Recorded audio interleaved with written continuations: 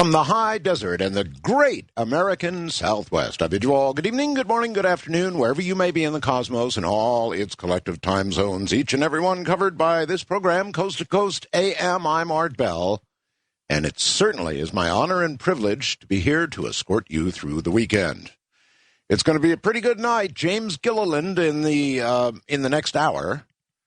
This hour, we'll do unscreened open lines, which means you dial and let it ring till I answer, but then when I do, you turn down your radio right away, like instantly as you hear me answer the phone.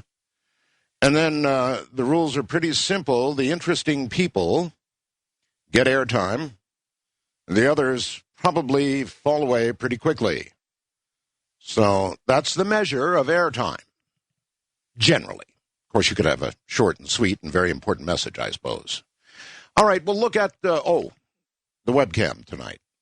A little more of a tease. You may recall I went and saw the incredible Robert Bigelow Aerospace facility. And that's another little tease photograph. I'm taking the less important photographs, as it were, although it's really a cool photograph in a lot of ways. This is a photograph that I took over the shoulder of the helicopter pilot as we were approaching the mountain range between here and Las Vegas. And I think it's a very, very cool shot. You let me know what you think. All right. We'll look at the world. Briefly. Very briefly. Democrats fail in bid to vote on surge. The Senate gridlocked on the Iraq War in a sharply worded showdown Saturday as Republicans foiled a Democratic bid to repudiate President Bush's deployment of 21,500 additional combat troops. Now, the vote was 56-34. That would fall 4 short of the 60 they needed to do it. Democratic presidential hopefuls in the Senate cast symbolic votes Saturday against President Bush's effort to boost troop levels in Iraq, amid calls by campaign rivals for Congress to embrace far stronger measures to end the war. Senator John McCain skipped the vote. He is campaigning in Iowa. Perhaps more productive for him. I have always been a fan of Senator McCain's, and I know many of you are as well. Looks like he's running. He's going to be a very, very strong contender. It's going to be an interesting presidential race, don't you think? A woman? John McCain? A black man? And a whole field, really. By the time they all get done, who knows how many will be in there, but it's going to be a very, very interesting presidential race, and perhaps one of the most interesting in our collective lifetimes, I would imagine. A man accused of roughing up a Nobel laureate in San Francisco at a hotel earlier this month was arrested Saturday. Montgomery Township Police arrested Eric Hunt, 22, of Sussex County, New Jersey, at 1:30 p.m. Eastern. Faces charges that include attempted kidnapping, false imprisonment, child abuse, stalking, battery, commission of a hate crime. That's quite a list.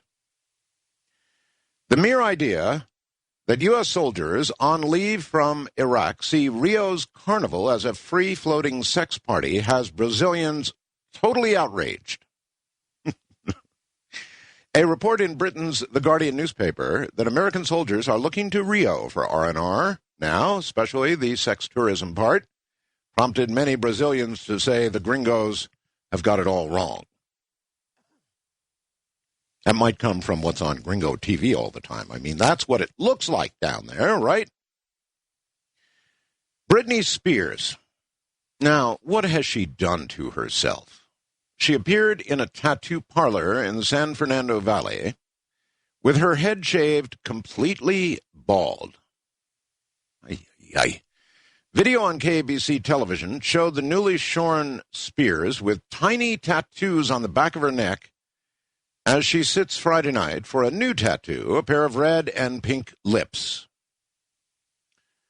Why would Britney Spears do that? Anna Nicole Smith embalming completed. And that's as much as I'm going to read.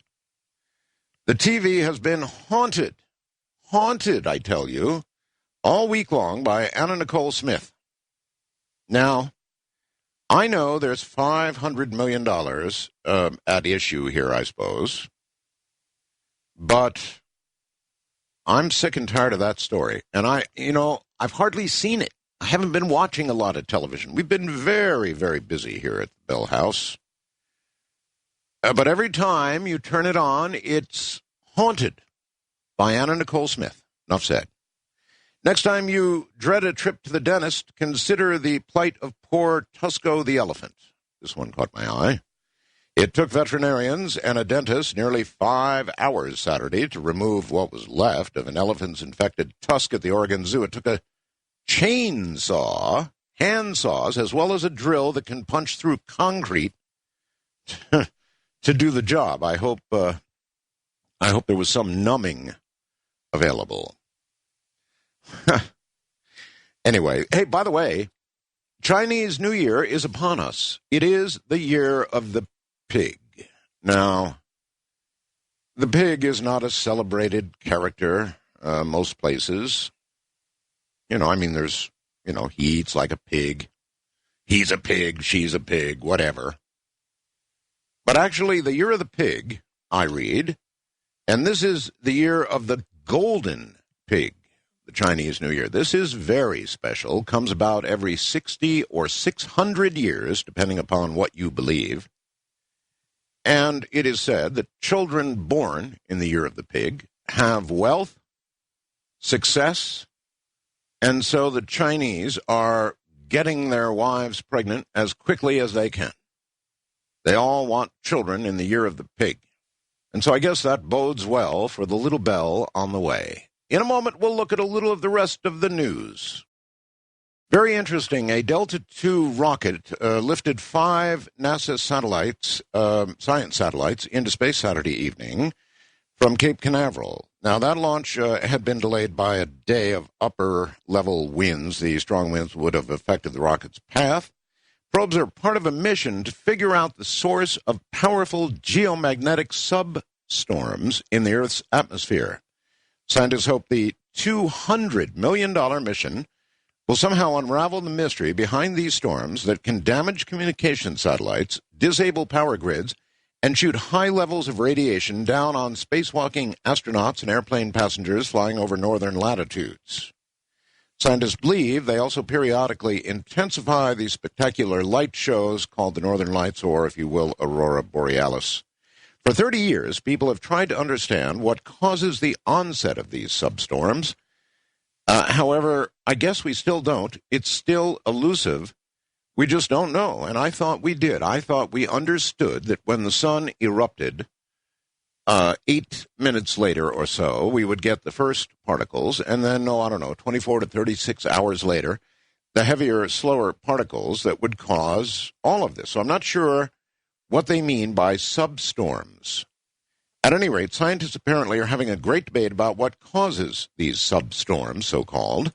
And this spacecraft with many satellites is supposed to settle the argument at a cost of only $200 million. This was an interesting email that led me to do a little research. Art, I'm sure you've already heard about this, and it was true, I had.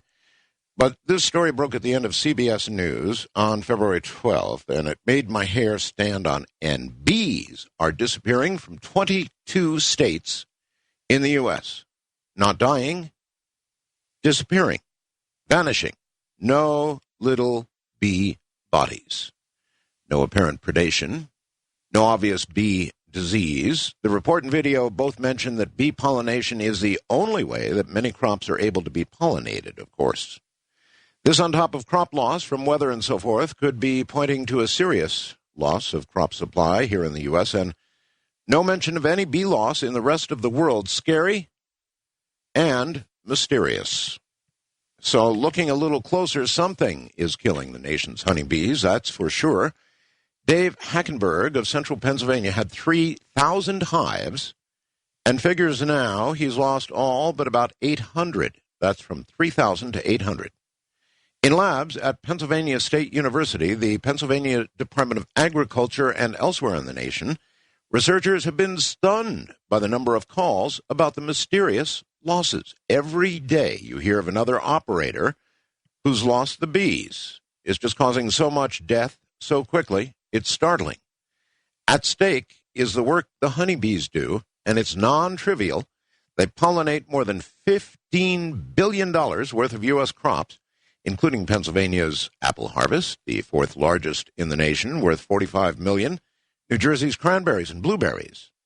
While a few crops, like corn, wheat, are pollinated by the wind, most crops actually need bees, and without them, crop yields would fall dramatically. Agronomists estimate that Americans owe 1 in 3 bites of all your food to bees. Now, that's worth thinking about. We Americans owe 1 in 3 bites of food to bees. The problem caps 20 years of honeybee woes, including 2 mites that killed the valuable insect and a predatory beetle that attacked the honeycombs of weak or dead colonies. Marianne Fraser, who does this work for a living, says it's by far the most alarming. One of the first to notice the latest die-off was Hackenberg, somebody named Hackenberg who lives in Lewisburg, north of Harrisburg in Union City. In a son, truck about 3,000 hives up and down the East Coast. And as was mentioned, they are down now to about 800. So as if we didn't need something else to worry about, there you have it. 1 in 3 bites of food. You can thank the bees. And the bees are mysteriously, strangely, bizarrely, simply disappearing. The long-term stability of the massive ice sheets of Antarctica, which have the potential to raise sea levels by hundreds of meters, has now been called into question with the discovery of fast-moving rivers of water sliding beneath their base. This is bad. Scientists analyzing satellite data were absolutely astonished to discover the size of the vast lakes and river systems flowing beneath the Antarctic ice sheets. And, of course, they're worried they may lubricate the movement of the glaciers as they flow into the surrounding sea. So, in other words, if you can picture it in your mind, you've got these large ice sheets, but now you've got these rivers, these vast areas of moving water beneath them. And what they're virtually worried about is that the whole mess is going to slide into the sea. So much to worry about these days, global warming. No matter what the cause you happen to believe of it is, whether it's a natural cyclic thing or it's, it's the hand of man. It doesn't really matter. It's occurring in the wake of global warming and the genetic manipulation of seeds. A lot of countries now around the world are starting seed banks. That's a pretty good idea. Latest seed bank. And when they begin seed banks, I would say we should worry because they're worried. They're spending money on saving seeds for the worst. The latest seed bank will freeze seeds inside a mountain in Norway called Svalbard, where they'll lay frozen and dry. Even if glaciers melt, sea levels rise, and the worst happens. CNN quotes agricultural expert Carrie Fowler as saying, quote, "It will be the best freezer in the world by several orders of magnitude. The seeds will be safe there for decades. It's a place that's a safety backup, and we hope we never have to use it." Well, I hope they don't, too. This from Whitley Strieber's Unknown Country as well. You wouldn't know it from reading the national news, but local news outlets all over the country are reporting UFO sightings. We are having a flap. There's no question about it. Tonight's guest, I'm sure, will expand on that. He talks about UFOs, but they're being seen all over the world. UFO sightings, in this case, that look very much like the famous Phoenix lights that were seen by hundreds of people about 10 years ago now. Has it really been 10 years? In the Maine Sun Journal, Maggie Gill Ostern quotes Sheriff's Department dispatcher Bill Hoyt as saying, quote, "The phone was ringing off the hook. People were seeing Well, a string of 7 or 8 lights very low in the sky that were fixed. There also were reports of jet engine noise low to the ground. Hoyt called the FAA and was able to rule out any military exercises. So what were they? Well, nobody knows. All right, we're going to go to unscreened open lines now. And again, that means that you have to turn your radio off immediately as you hear me say you're on the air. It also means that you must be interesting. You must have something of some magnitude to say. West of the Rockies, the number, 1-800-618-8255. Listen carefully now. East of the Rockies, that's a lot of territory, 1-800-825-5033. If you are a first-time caller, we love them. It's area code 818-501-4721, 4721, but you can only use that once in your life. The wild card line, and there are many of those, so your chance of getting through there is pretty good. Area code 818-501-4109. And finally, if you're outside the country, we have an international line. Get hold of your operator and have her dial for you if you're outside the country. It's 800-893-0903. That said, let us go explore. Wildcard line, you are on the air. Hi. Hi, Hello. Art. My name is Matt. I'm just calling because I want to tell you I agree with you about 9/11. I don't think our president or any other president would like to see the towers get bombed. But I do think that it's a shame that these workers who went down there breathed in all those toxic fumes and all the dust, and the government's not doing a whole lot to help them out. Well, you know what surprised me?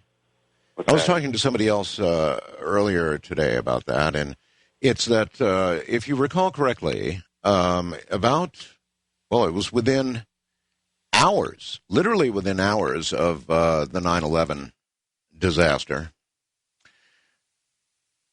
they were saying, oh, the air is fine. Now, that's crazy. Let's think about this for a moment, folks.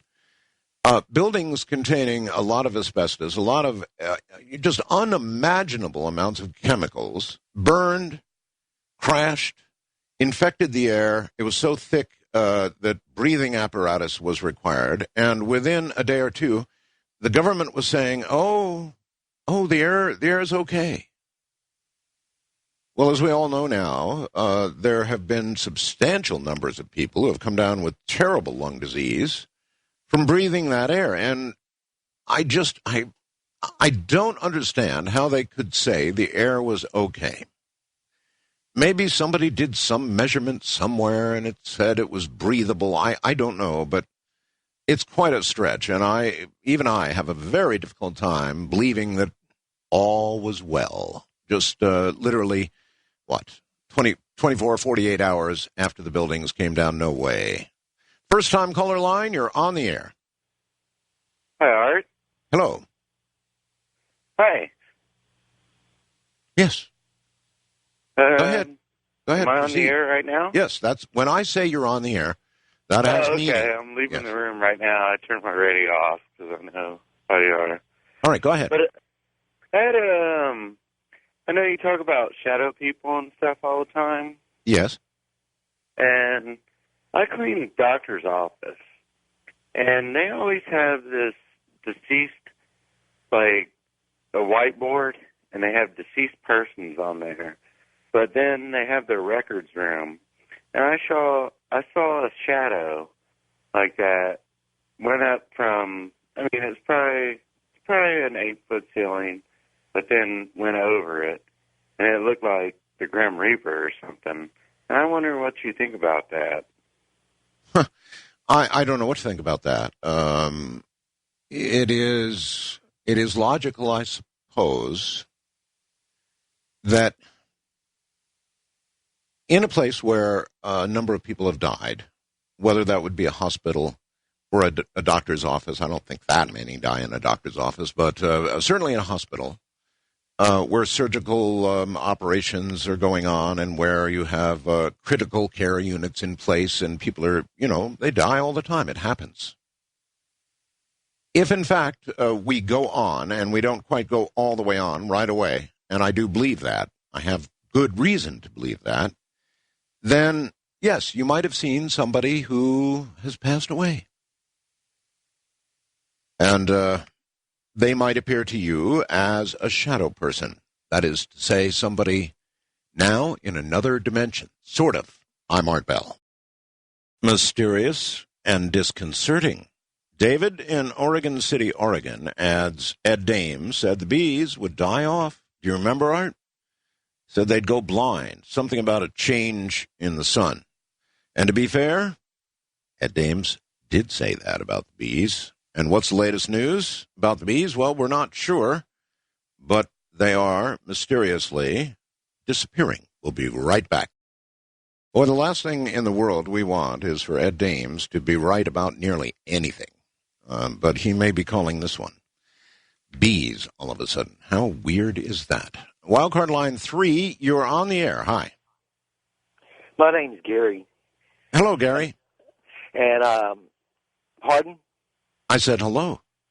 All right. I have a prediction about when Diane Sawyer was talking to the man in Iran, and when she was asking about war and stuff like that, he directed his talk to her about springtime. So I think in springtime, this spring, something's going to happen over in Iran or Iraq because George Bush ordered 20,000 soldiers over there. And when that happens, there's going to be a lot of soldiers that's going to be in harm's way. And with that many soldiers over there, overseas, other countries will take advantage of that. I don't disagree with you. I think that we're about to do something in Iran. All the signs point to imminent action with respect to Iran. Now, I think it would be a terrible mistake for us. On the other hand, we, the world, really cannot let them get the bomb, can we? It's damned if you do, and probably close to extinction if you don't. So I'm not sure what I would do if I was president. And are you really sure what you would do if you saw Iran on the verge of getting the bomb, or perhaps making a deal with Korea and obtaining one right away? What would you do if you were president? And before criticizing what any president does, I think it's well worthwhile to sit for a moment and try and imagine yourself being responsible for the safety and welfare of the American people. What would you do under those circumstances, or some others you could name? East of the Rockies, you're on the air. Good evening, Art. This is Wally in Abilene, Texas. Hi, Wally. Hi, and several times in the past you've shared your story about you had the urge about your car and the desire to, or the urge that you needed to move it, and then I guess somebody rammed in behind it shortly afterwards. Yeah, I got to actually watch them go down the sidewalk, get in the car, start it up, slam it into reverse, and hit my car. Well, this week I was shopping for new cars, and I just got a sudden urge, like, boy, the salesman was with me, and as I walked up to this car, I said, is this a sinking feeling that you better check this car for gas? It was, you better check it. It was just an overwhelming urge.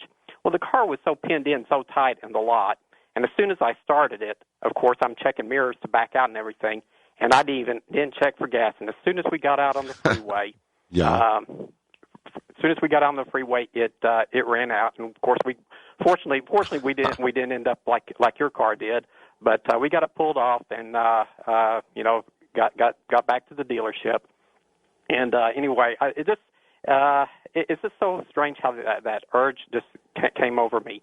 And no, it isn't. It's not strange. It seems strange to you because you didn't listen to it, and then but it registered in your brain, and then you didn't listen to it. You got out on the freeway, and boy, it happened.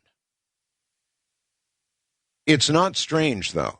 I think that a lot of us have these a lot of times. Now, what I had was not subtle, and that's a very important point. what I had was, it was like giant ocean waves crashing over my brain again and again and again, each time getting stronger, until finally I would say a nasty word and get up and go and look at my car.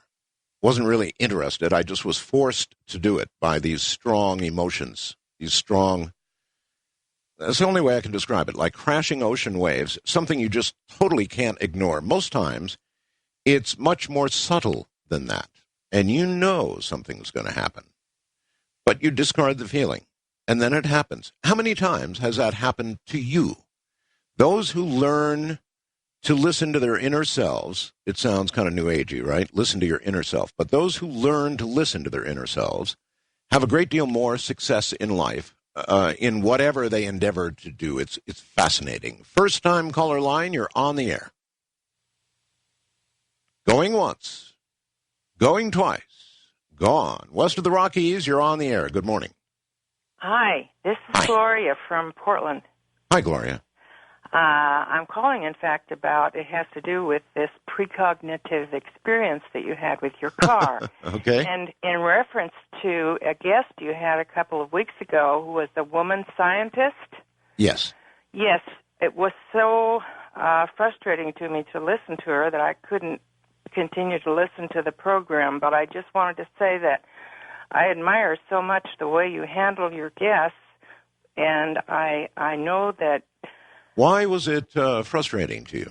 To me, because everything has to be proven, and I'm convinced that science can't prove everything. And well, I am too. Yeah, and what I wanted to say was that I appreciate so much, and I noticed that you asked the very questions many times that I would ask. And I think most of your listeners would agree that you're a great intermediary for all of us. And I really appreciate the diplomacy and the restraint you use with guests that you may disagree with, but you are so tactful and you ask such appropriate questions. Thank you. That's a very high-level compliment for me. I really, really appreciate it. It is a high-level compliment for me.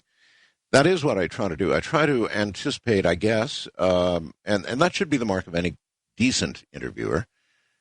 You ask the questions that should be occurring to the audience out there at about the same time, and then follow up on them. And one important element in all of that is listening to what your guest or your caller actually is saying. That leads down some very interesting roads. Let's put it that way. So, no matter who they are, whether I agree or disagree with them, really does not matter. There is, however, something I would like to note that's going on, and that is that people who disagree with you, no matter what the subject, conclude that you're bad at what you do. Now, a person's interviewing skills are what they are, good, bad, or indifferent. And their opinions are something else altogether.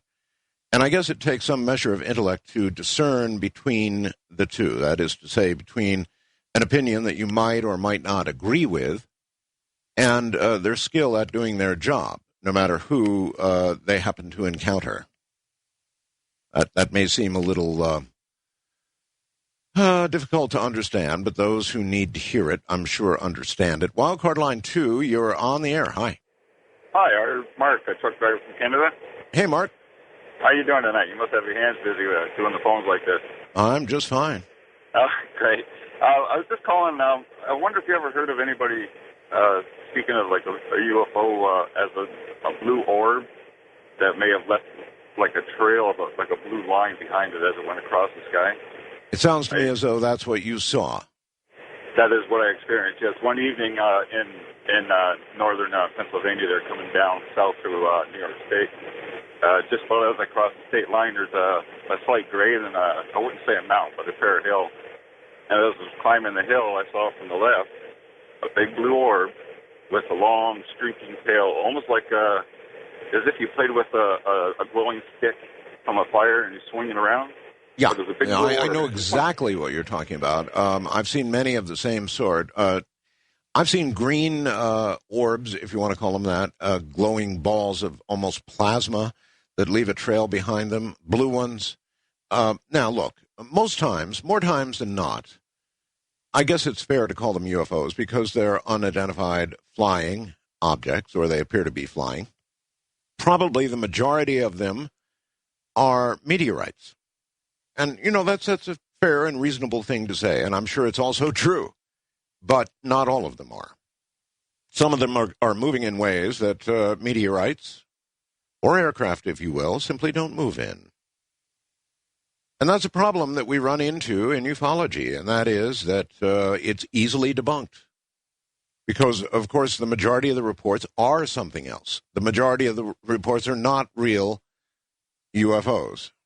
And even I violate my own dictate. Real UFOs. What's a real UFO? A real unidentified flying object. I guess I'm trying to say something either man-made or not man-made, as in not human-made.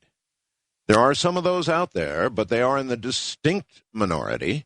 And most of what we see, like that truck driver, I'm sure is probably a meteorite. Though even those, I caution everybody, look, until you get to the smoking rock, as it were, don't say you only saw a meteorite, because you don't know that. Hello there, west of the Rockies. You're on the air. Hi, this is John. Hi, John.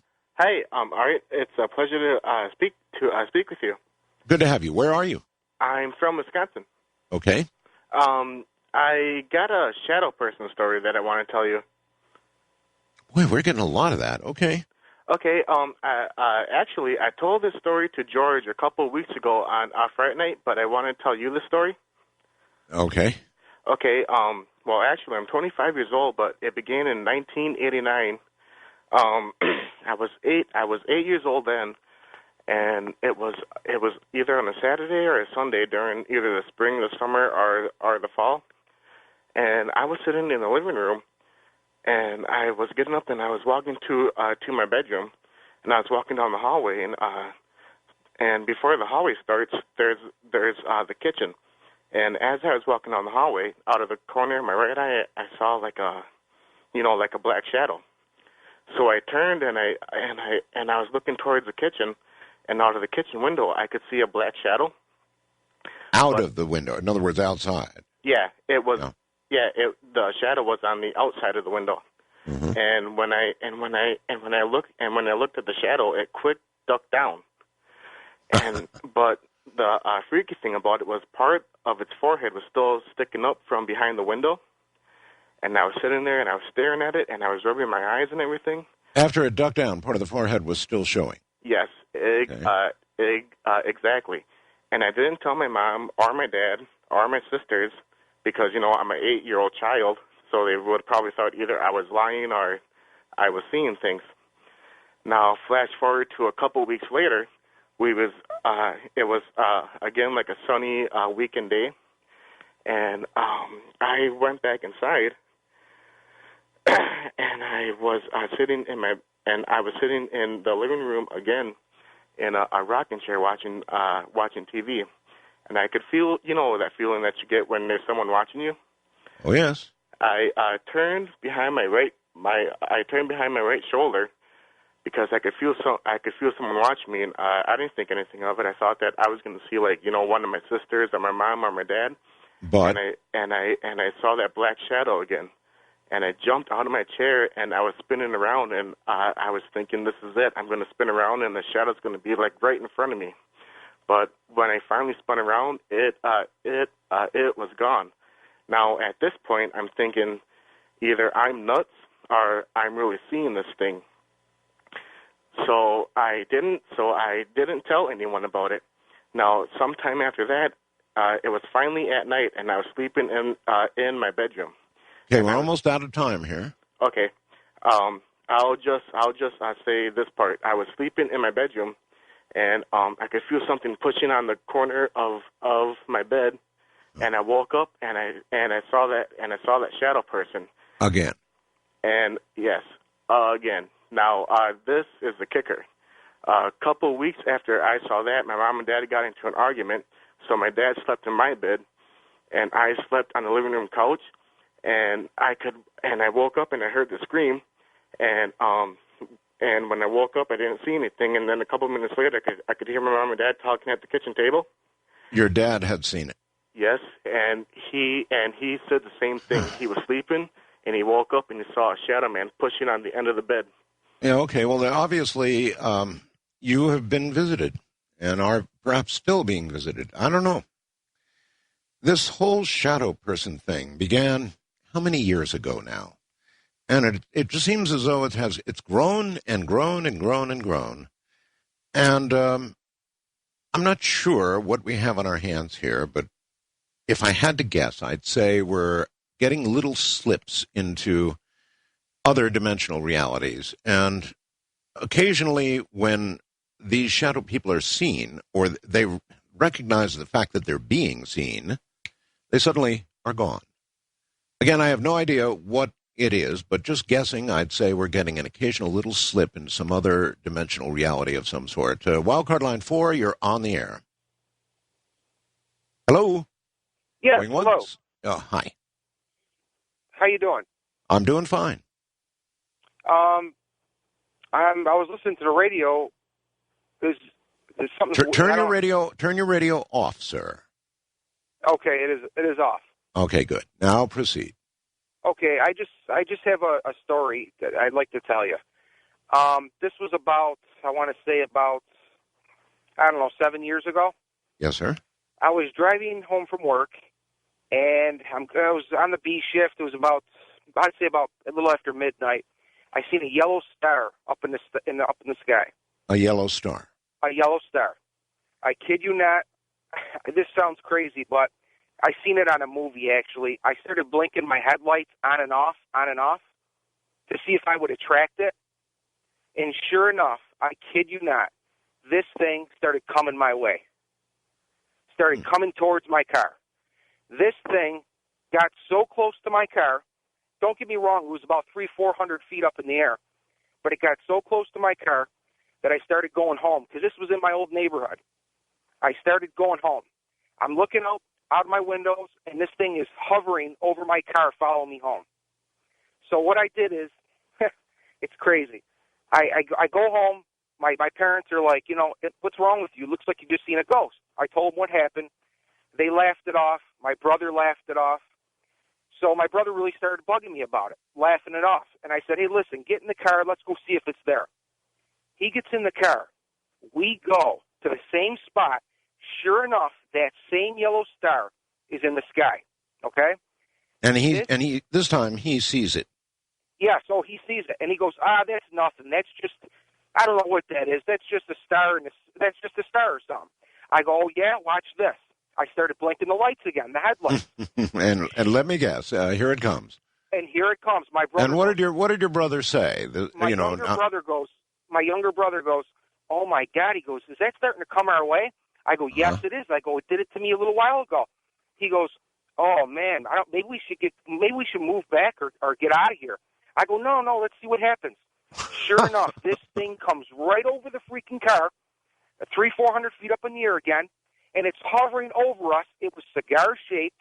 It was like all gray and like black with only a couple lights on it. And my brother got out of the car, ran to a neighbor's house.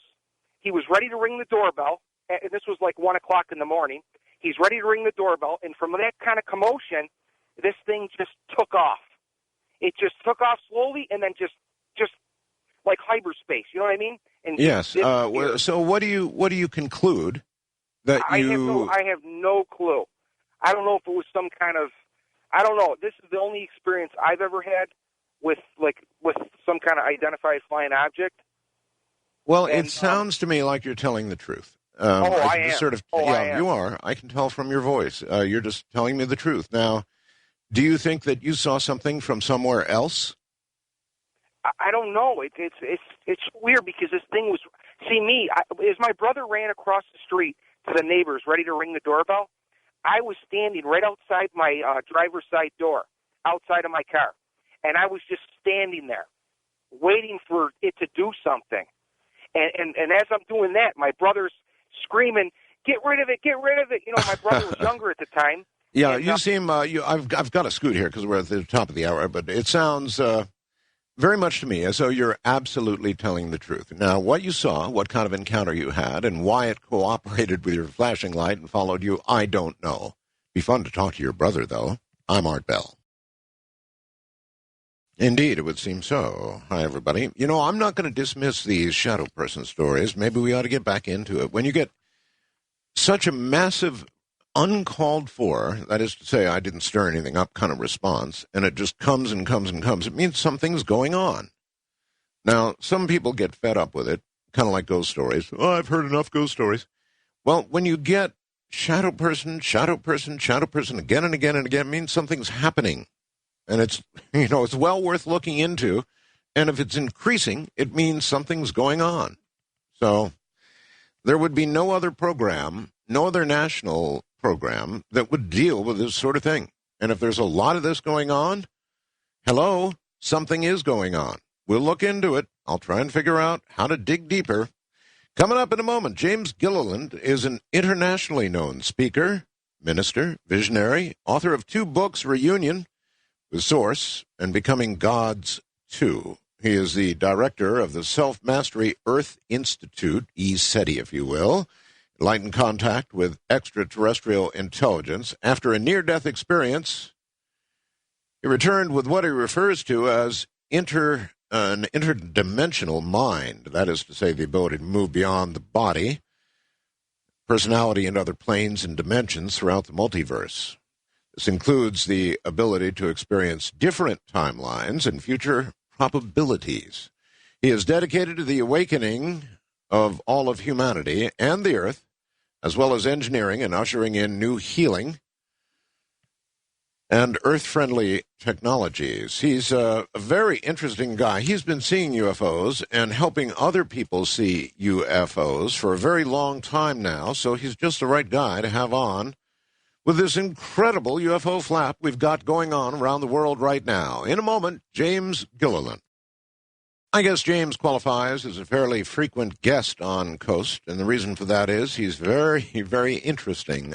James, welcome to the program. Back to the program. Oh, thanks for having me on again, Art.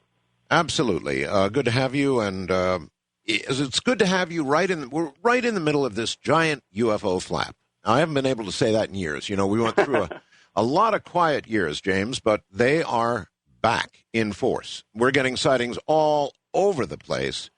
What do you think? I think in our last interview I talked about this as that it was up and coming, and that the real disclosure was going to come from the sky, not so much from the ground, although I totally commend the work doing, the people are doing the disclosure work on the ground and opening the door for that.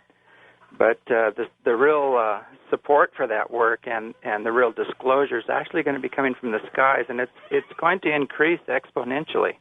When? Well, first of all, it's increasing right now. So is what's happening right now what you're talking about? No, it's going to continue to increase. It's going to get even more and more and more so until it's just going to be undeniable around the world. Okay. Why now, James? Well, a lot of it has to do with the shift that we're going through right now. It's part of our evolutionary process to join the rest of the universe. And, they're very concerned at where we're going right now, especially with the wars and the nuclear problems. You say this as though you speak for them, do you? Well, I would say I speak for, all humanity and all life. They're just the greater family of man, you might say. I don't like to have any handles, but you might say I'm kind of an ambassador. Okay, well then let's say that, if in fact it's true. Have you been in direct communication with them? Yes, I have. Then that qualifies you, I guess, as an ambassador. This communication is ongoing now? It's ongoing. It's been going on for 10 years intensely, probably about 15 years. And I had contacts ever since I was a child, but I didn't really understand the nature of the contacts until later on. You had an NDE, right? Yes. Near death? Yes. That seemed to open the door for these contacts. And after the near-death experience, there's about probably 30 years of intense training, meditation techniques, and training with yogis and lamas, and a lot of intersensitivity training classes and ministerial classes as well. Okay. What is it that's going on in the history of our planet right now? And as far as mortals are concerned, it's a long history that is bringing it to what you believe to be a peak and disclosure, as you put it, from the sky. Well, what's the history that we're taught in school is just a mere blip, in the history of humanity, because we've been around for almost 28 million years, and a lot of your guests have been pointing to this. They've been finding, all kinds of artifacts. Some of them are 50 million years old, gold chains and coal and things of that nature. So we've been around for quite a long time, and the Earth has gone through many cataclysms where we pretty much had to start over as primitives or the Earth was reseeded. So there's been a colonization program and a reseeding program going on Earth for quite a few million years. It doesn't just go back to the 6,000 years that the Bible's trying to tell us. All right. Let's define they. If you are an ambassador for them, who specifically are they? There's a lot of different groups here. Some of the photos on your website show just some of the diverse groups, but some of them come from the Andromedas. They come from the Arcturus system. They come from the Orion system, the Pleiades system. Those are probably the most well-known, is the ones from the Pleiades system. And there's many, many systems. I think it's Alpha Centauri, and there's the Zetas, which are getting the most press, the little grays with the black eyes, and I tend to avoid that group. What is that group? There's a lot of controversy about what grays are. Little biological engineered bots of some sort, or independent intelligence of some kind, or what do you say grays are? I think there's different groups of grays. There's a lot of hybridization going on, and there's some tall grays, which I think are the ancient, the original ones. And then a lot of the other ones are little EVs that are running around. They're just biological robots performing certain tasks. So that's where a lot of the abduction phenomenon comes from, and a lot of the other contacts. All right, and why are the abductions going on? What is it they're trying to learn from the abductions? Well, mainly that group is dying. They're atrophying. They went straight into knowledge, and they didn't care about their physical bodies or emotions, and they actually bred emotions out of their race. So they have very large heads and very small necks, and the rest of their body is very spindly. And they made a serious mistake in their evolutionary process, you might say, because emotions are the life force. It's what keeps everything together. It's like the cosmic glue, you might say. So they made a serious mistake there, and so they're trying to breed emotions and a stronger vehicle again. Okay, when you say breed, does that mean when somebody is abducted, they become part of some sort of breeding experiment ongoing? Pretty much. It's been going on for a long time, probably over 500 years, but it's tailoring off right now.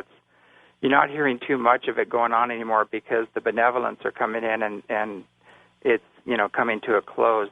You're right about that. Don't mean to interrupt, but you're really right about that. We have not had much in the way. We're certainly having a giant UFO flap, but we're not getting an abduction flap. I'm not hearing about abductions. Look, we went through past years where abduction after abduction after abduction. I interviewed, as you know, one very interesting abductee recently, but other than that, there hadn't been much going on with abductions. Have they given up? Well, they've pretty much gotten what they needed, and the more benevolent ones are coming in, so it's part of our evolutionary process that, like in the beginning, there's an old saying, the mind in which you seek is the mind in which you connect, and so, we still are pretty primitive and warlike race, and so the first contacts, we had a choice on whether to align with some very benevolent ones, but we had to choose universal peace and come together as a planet and start working on, restoring our environment and things of that nature. Those were the guidelines, and another group came in and said, hey, we'll just give you the technology, let us, grab a few people and do a little testing, and And so, unfortunately, some of our governments and some of other governments as well actually align with the ones that weren't so benevolent, and that didn't go real well. So that phase is closing out right now, and we're entering in a whole new phase of more benevolent contacts and very spiritually and technologically advanced beings that are coming to the planet. But you're just not hearing about that. It's very suppressed. Why? Why are we not hearing about it? And they're contacting what, individuals? Well, what they're doing now is they've broken away from contacting governments because they found the motive there and the consciousness and the energy just isn't right. And well, can you blame them? No. We have that old story. Why don't they land on the White House lawn? Well, there's really no intelligent life there, so they're seeking it out in some other areas. But actually, I laughed, but I'm sorry, that does make some sense. If the initial deal was, look, we'll give you some technology. A government's going to jump on that. What do they want in return? A few citizens. Hey, no problem. Oh, yeah. And, in those days, there was the Cold War going on, and there was a lot of threat, nuclear threat, things like that. So basically, whoever had the best technology wins the war. So they took that route, in the interest of national security. That's what governments do. Exactly. But nowadays, in the interest of national security, we really need to choose peace and align with these benevolent ones and get rid of these weapons of mass destruction, the real James, ones. I'm with you all the way, but, buddy, I just don't see it happening, and I don't see it certainly it's not happening now if you look around the world. And as far as the future is concerned, I would love to see it happen, and I hate to be cynical, but we don't seem to be moving that way. Yeah, I think we're going to get a little push in that direction here because, we've shot a few things up and they just come right back down to the ground. And, we've had missile silos totally decommissioned and by the UFOs. That is true. And so, they've made it pretty clear that they're not going to allow us to have any kind of an exchange. So it's kind of for naught. All these, Star Wars and defense programs and everything else is just money down the toilet that we should be putting towards our infrastructure and, cleaning up, the Katrina mess there and rebuilding levees and things of that nature. We have no business spending trillions of dollars right now on these other projects when we have a big mess at home to take care of. Well, again, governments are what they are. They act in the larger national interest. Mm-hmm. They think. It's like going lion hunting with a pea shooter.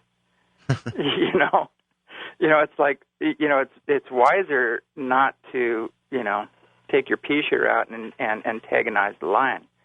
And that's kind of what we're doing because some of these beings are millions, if not billions, of years ahead of us. Okay, let's try this one, James. Look, everything says that with physics as we know it, there is no way that they could travel to us from wherever they might be coming from. They just could. There wouldn't be enough time to get here with traditional physics. So how are they doing it? Well, the problem is that I think the key is physics as we know it, but there is physics that we do know right now, especially quantum physics, that explain exactly how they do it. And there's a thing called instantaneous communication, that things travel and communicate instantaneously. And I think it's Niels Bohr came out with a lot of this information, and they've been proving it. So you can go up to the next step to instantaneous travel, and you don't have to travel long distances like we think we do. They can actually just punch in the destination, hit a button, and bam, they're there. So it's instantaneous travel, you might say, and they have that kind of technology.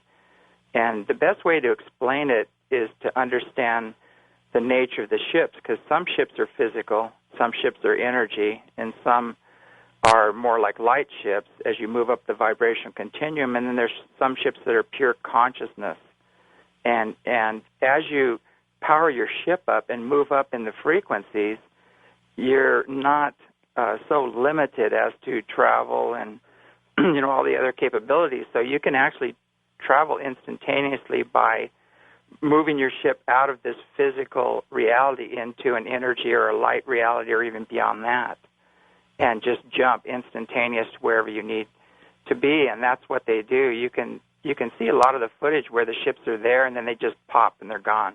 I know. And that's I know. how they... I was going to say a lot of what you're saying sounds like New Age gibberish, but it actually matches the reports of these objects that people keep giving. It was there, it moved, it disappeared, it shot across the sky at an incredible speed, then just suddenly was gone. Those kinds of things, as though it's coming and going from what we know as our reality.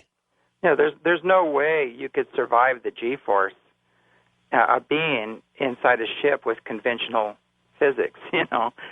They'd be splattered against the wall on the inside of the ship if they used the physics that we know of. Okay, and all of this comes from direct knowledge and contact with extraterrestrials that you've had, yes? Yes. Also, too, I actually hang out with some of the top minds on the planet. You probably know a lot of them because a lot of them have been on your show, and they've actually been up to the ranch. We had a big conference here in 2006, and we had Dr. Sala, we had Alfred Rubre, Brooks Agnew. He was just on the show earlier with George Norrie. But all of the people. Excuse me. This is very important, I think, for the audience. This list of people, and probably a list much longer, that have come to your ranch. Oh yeah. Have in fact backed you up. They've seen these things, if not had communication as a result of this, right? Yeah, Nick Bajic was up here. Wendell Stevens came up here.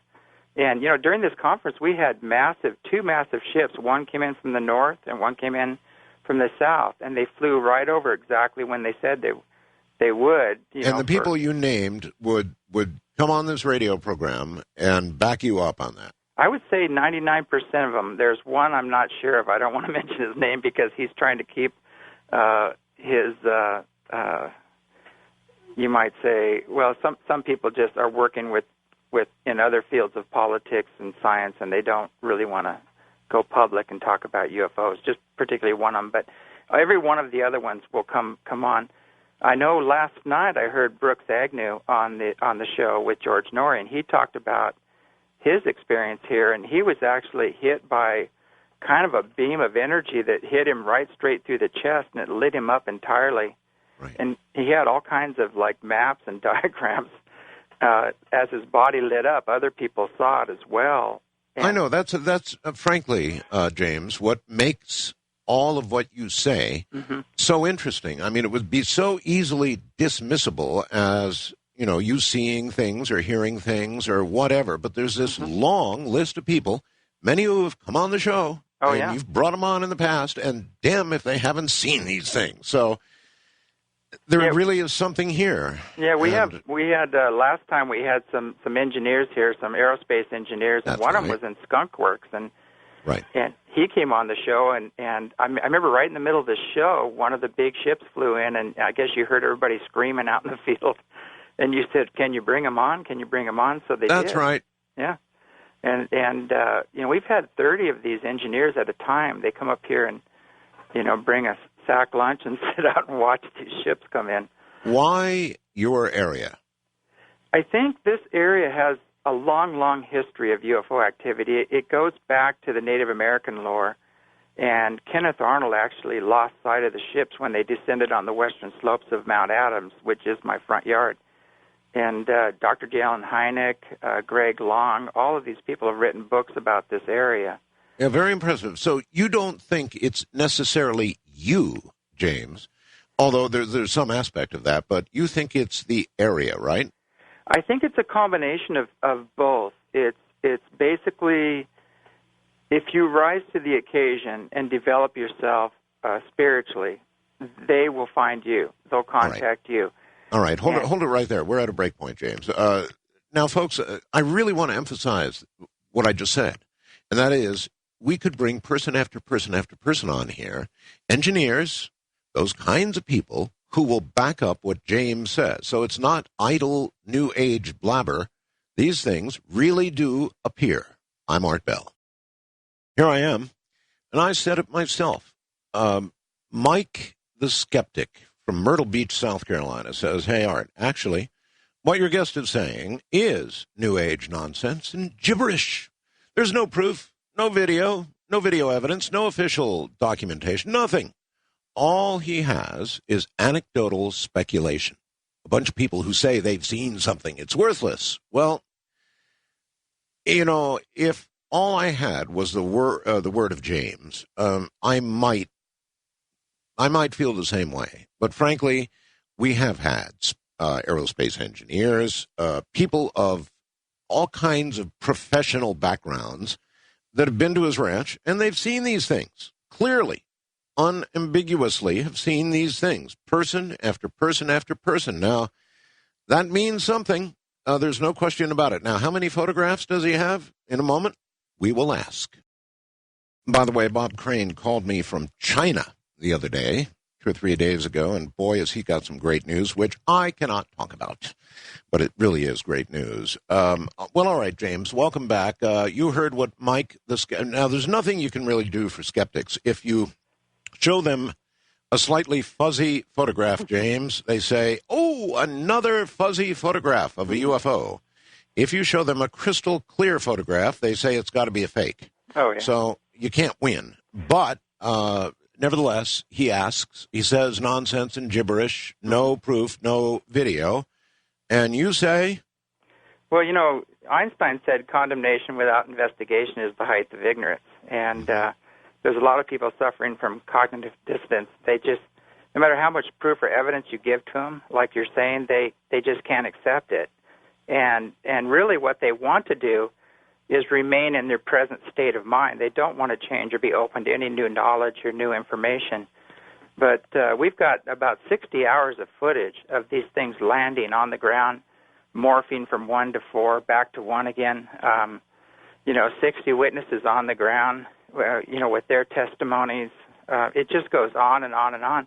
Where would you suggest they go? To your website? Where's the very best of what you've got? Well, the website has a lot of it, but the DVDs have even more of it. And we have so much here that we haven't even had a chance to put up and make available yet, which we're working on right now. We just don't have the technology or the funding, as usual, to get it all up there, because we're kind of a pretty small operation. We're just a ranch out in the middle of nowhere. But hopefully we can get all of it up. But we have just one after another. I don't know how many hundreds of ships coming in right on time when they say they're going to come in. They power up, light up the entire sky, make a turn. No, let me stop you. You say coming in when they say they're going to come in. Now, that means they communicate with you and let you know when it's going to happen? Yes, they give us, we had ABC here, and they filmed it. And actually we had Jay Leno's group came up here, and they haven't aired it yet, but they had their cameras rolling, the ships came in, and 2 of them came right at each other and turned and went off in different directions. And they got that? And they got it. They have it on film, Wow. And I gave them some other incredible film, but we haven't heard anything. It was supposed to be aired quite a while ago, and for some reason they canned it. Hopefully they'll bring it up again. Did they give you a reason? No. They usually never do. It's funny because we get right to the edge of something taking off and being aired, and I know locally they air it, but as soon as it starts to go national, it gets canned. Right. It's somebody steps on it and says, this is too real. We can't have this out there. Yeah, I know. This is too real. And that comes under the category of that's a clear shot, and so it's got to be fake. Unfortunately, we live in a day and age where if you're talented with Photoshop, for example, you can do anything. Mm-hmm. And that's kind of unfortunate. Back in the days of Polaroid, you didn't have that opportunity, or at least not much of one. No. So it's almost harder to prove photographically now than it was then. Well, I have the originals. So I have the original analog DVDs that I took a long time ago, and I have the mini DVDs, and everything is original. And I have the multiple witnesses that were there at the time these objects were filmed, so we can interview them at the same time. And either I have a whole army of liars here, or something's going on. No, you don't. You don't have a whole army of liars. In fact, yeah, I've heard people say that. A lot of these people are very credible. Oh, They've yeah. seen something, obviously, Definitely. and so. Let's move on a little bit. I'm going to just say, because of the number of witnesses you have, I'm going to accept that something real is going on there. There's simply no doubt about it, and we're not going to satisfy Mike the skeptic at all. No. I would like to know what their ultimate agenda is, and rather than answer with there are many agendas, I mean, there's got to be some kind of general agenda that they have. I think the general agenda right now is to assist us in our awakening and healing process.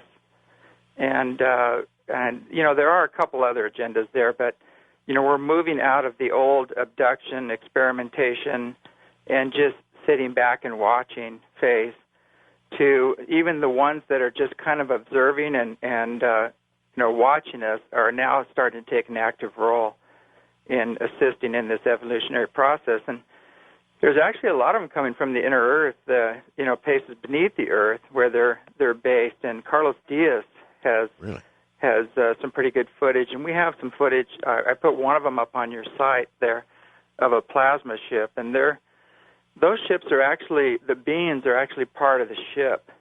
And all right, hold on. I'm on the way up to the site right now. I want to see it. Where do I look? Okay, that's on your site. There it is, right on the front page. Yeah. On your side, okay. It's one of the plasma ships, similar to the ones Carlos Diaz has taken down in Mexico. And I just got back from a trip to Mexico, and they're, when you go down there, you talk about UFOs, and they go, what's the big deal? I know. They go, we see them all the time. They're part of our culture. They are part of the culture. And it's just no big deal. I went and did a talk down there, and just flooded the place, and I showed them all the UFOs, and they go, well, that's nice. And when I showed them all the paranormal stuff we have, they were really excited about that, So they like that better than the UFOs. UFOs are old hat to them. Huh? Exactly. They were really more into the paranormal photos and the other things that... The Mexicans have had so many sightings. The Mexicans have had collisions with their commercial aircraft. It's amazing what's happened in Mexico. And so it's no surprise that that's kind of their attitude, James. Oh, yeah. Why do you think it's so crazy down there? Well, Jaime Maussan and Santiago Uriega both have done an excellent job of documenting this, and there's others as well. Those are just two I know personally.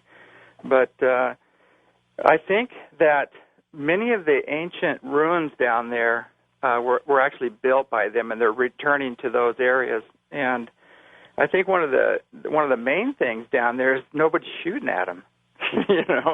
That may be an excellent point, actually, James. Yeah, I mean, the ships that come here, we have on our website, we actually have, you can see black helicopters that are not normal helicopters. We've got black F-15s.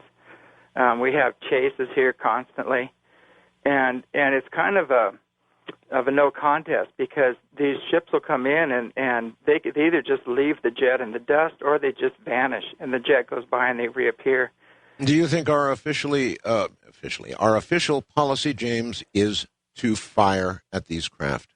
I do believe it is. It may be changing because of a lot of the work with the exopolitics groups, and it depends on which base commander is involved. Some of them say just observe it, don't fire on it, just observe it, and others, might say go ahead and fire on it.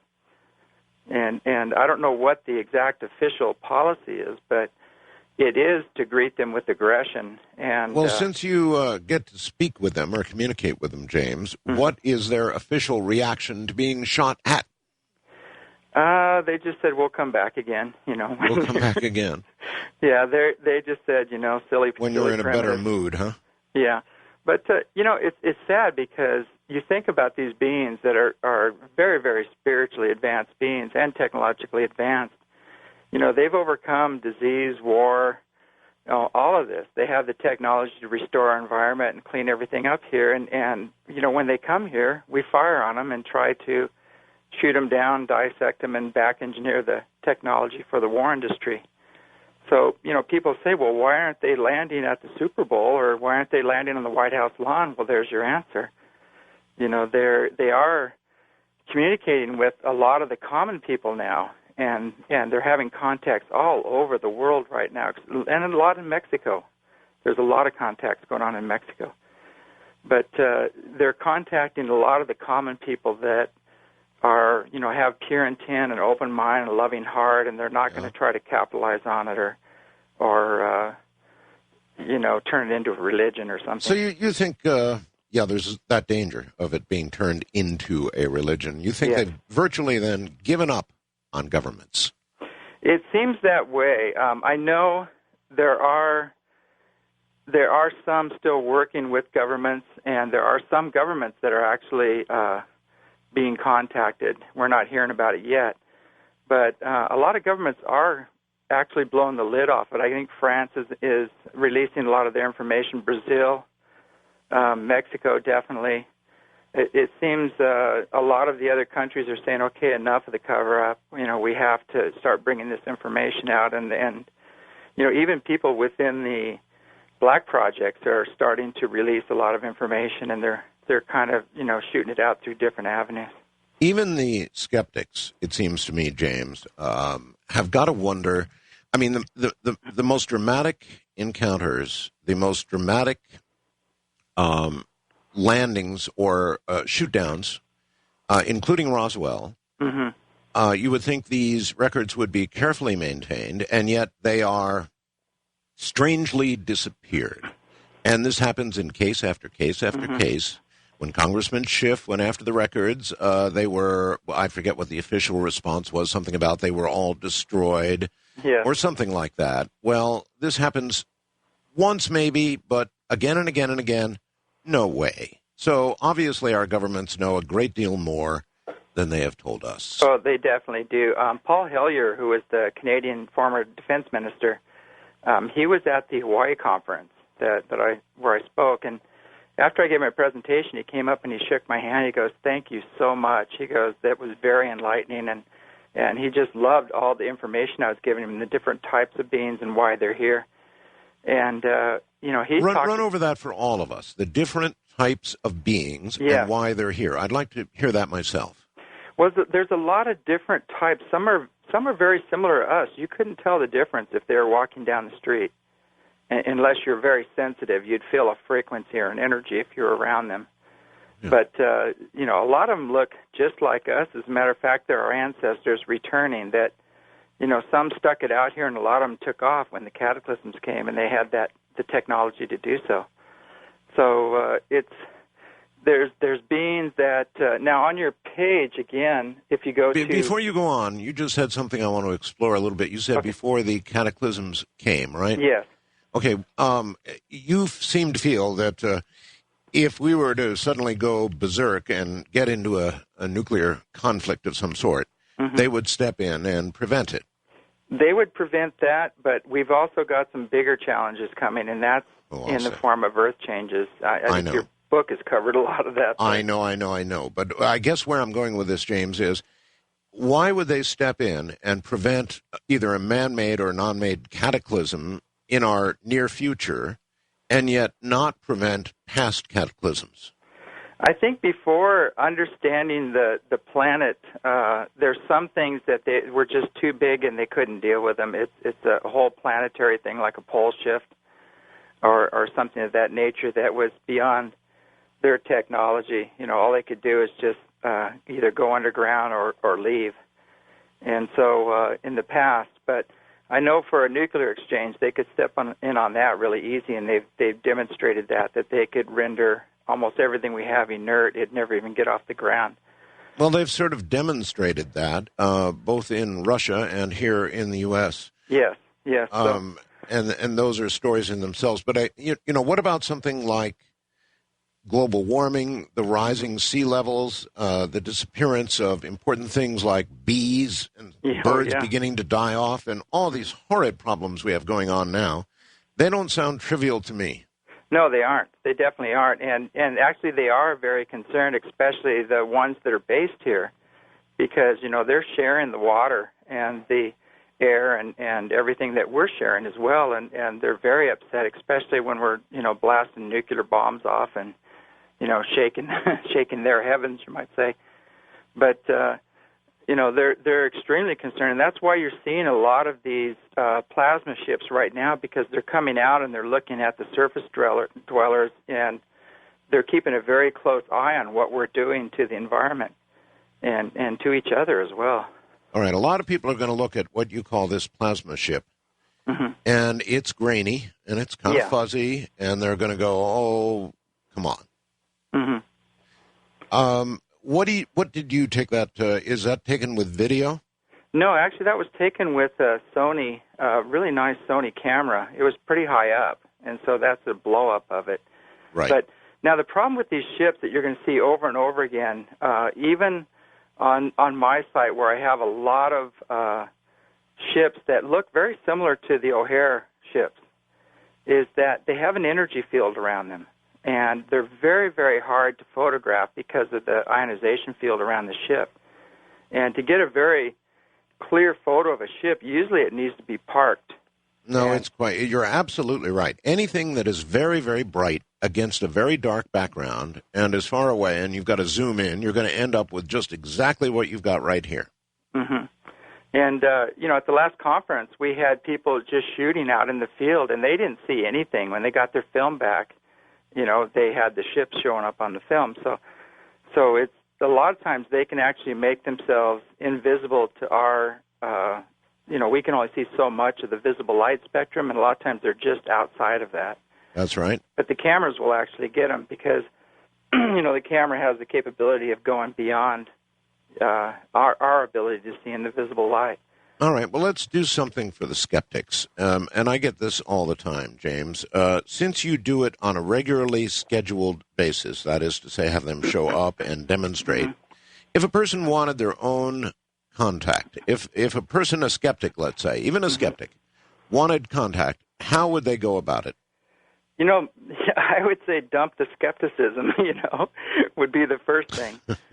Because, these beings are extremely telepathic, and they come and they scan the consciousness of the group, and then they determine how low they're going to come. Because if people aren't ready for it, if there's a lot of fear and a lot of skepticism and negative energy, they'll just take the high road, and you'll see them up high, but they won't drop down. But if you get a good, focused group that has pure intent, open mind, loving heart, and they put the intent out there that they just want to know. They want to know the truth. And these things drop right down in. And, the most powerful ones are the kids. All right, well, here's an interesting. In the first hour, I had a fellow who said he had this, what he called a yellow star. He was very anxious, wanted to contact it, so he started flashing his car lights. And this thing approached him as though it knew that it understood he wanted contact. And so along it came. And he ran. Well, no, he didn't run. Actually, he ran and got his brother and demonstrated it for his brother who saw it. Yeah. So is that normal? In other words, this whole thing is by mind reading, by intent? Well, there's different ways. We actually have lasers here that we shoot up to them and let them know. We're here. We have other really high-powered lights that we use sometimes to signal them. I had a woman here and a couple doctors here. One was a dentist and one was an MD. Right. And she's actually given testimony on the show. She's called in and talked about it. But we had a big ship come in just over the trees, and I had a spotlight on it. Her name's Mona Lay, if you hear from her. But okay. We did an interview. She actually came on the show. I think you interviewed me when she came on the show. And that's right. I drew a big triangle in the sky with this light. And this ship actually morphed into a triangle. It turned into a big triangular light. Yeah, this is much of the same kind of thing that Stephen Greer does with groups, and it works. Hold on, James. James Gilliland is my guest. And, you can be a doubter and a skeptic if you wish, but the fact of the matter is, person after person has given us testimony that it's real. What does it mean? I'm Art Bell. Well, all right, my guest is James Gilliland, and he has seen UFO after UFO after UFO, just about every type you can imagine. he is in contact with, in quotes, them. Now, there are a lot of people who are very skeptical about all of this. What makes James, in my mind, different from so many others is that he has invited person after person after person, trained people, trained observers, people of science, to his ranch. They've seen these things. No question about it. Are they easy to photograph? No.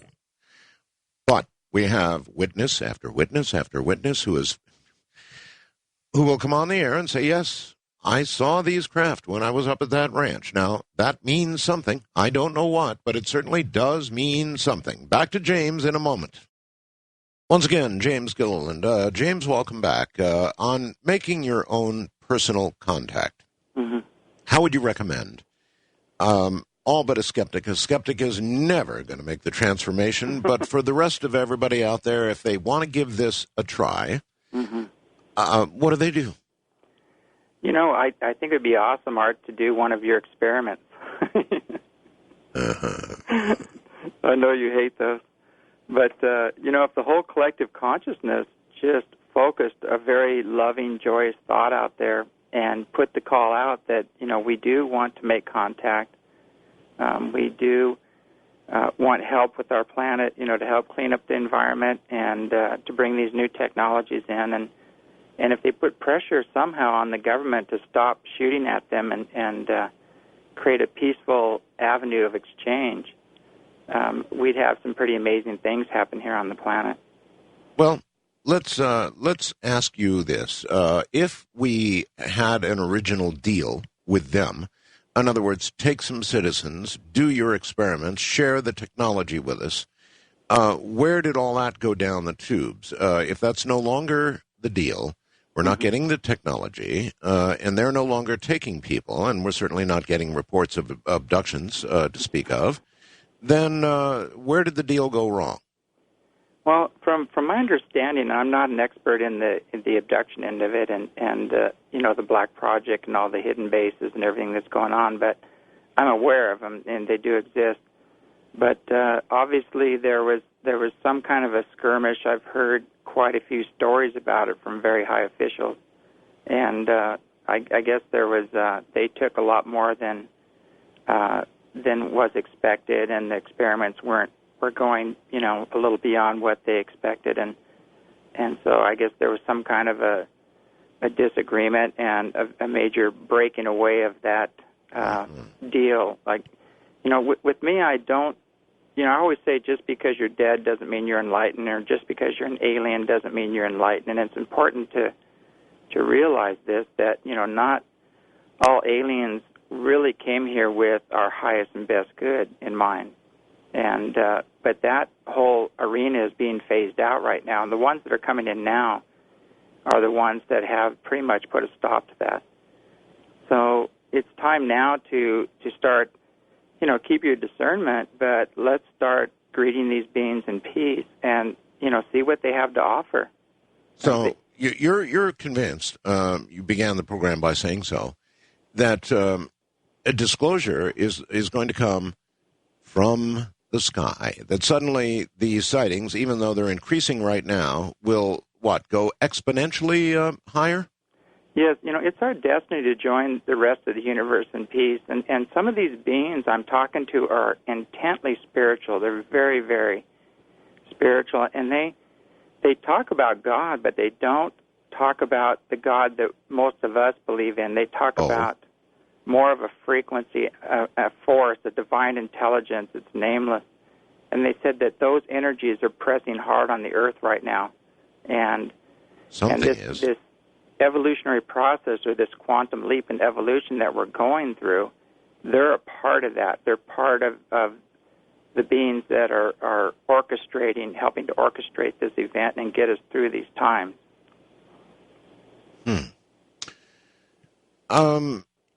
What they actually have not done anything yet that I'm aware of. I mean, you can't really point to anything and say, well, all right, they cleaned this up, or they stopped that, or they, other than perhaps toying with our nuclear facilities as well as the Russians. I don't think you can point to anything they've done just yet, can you?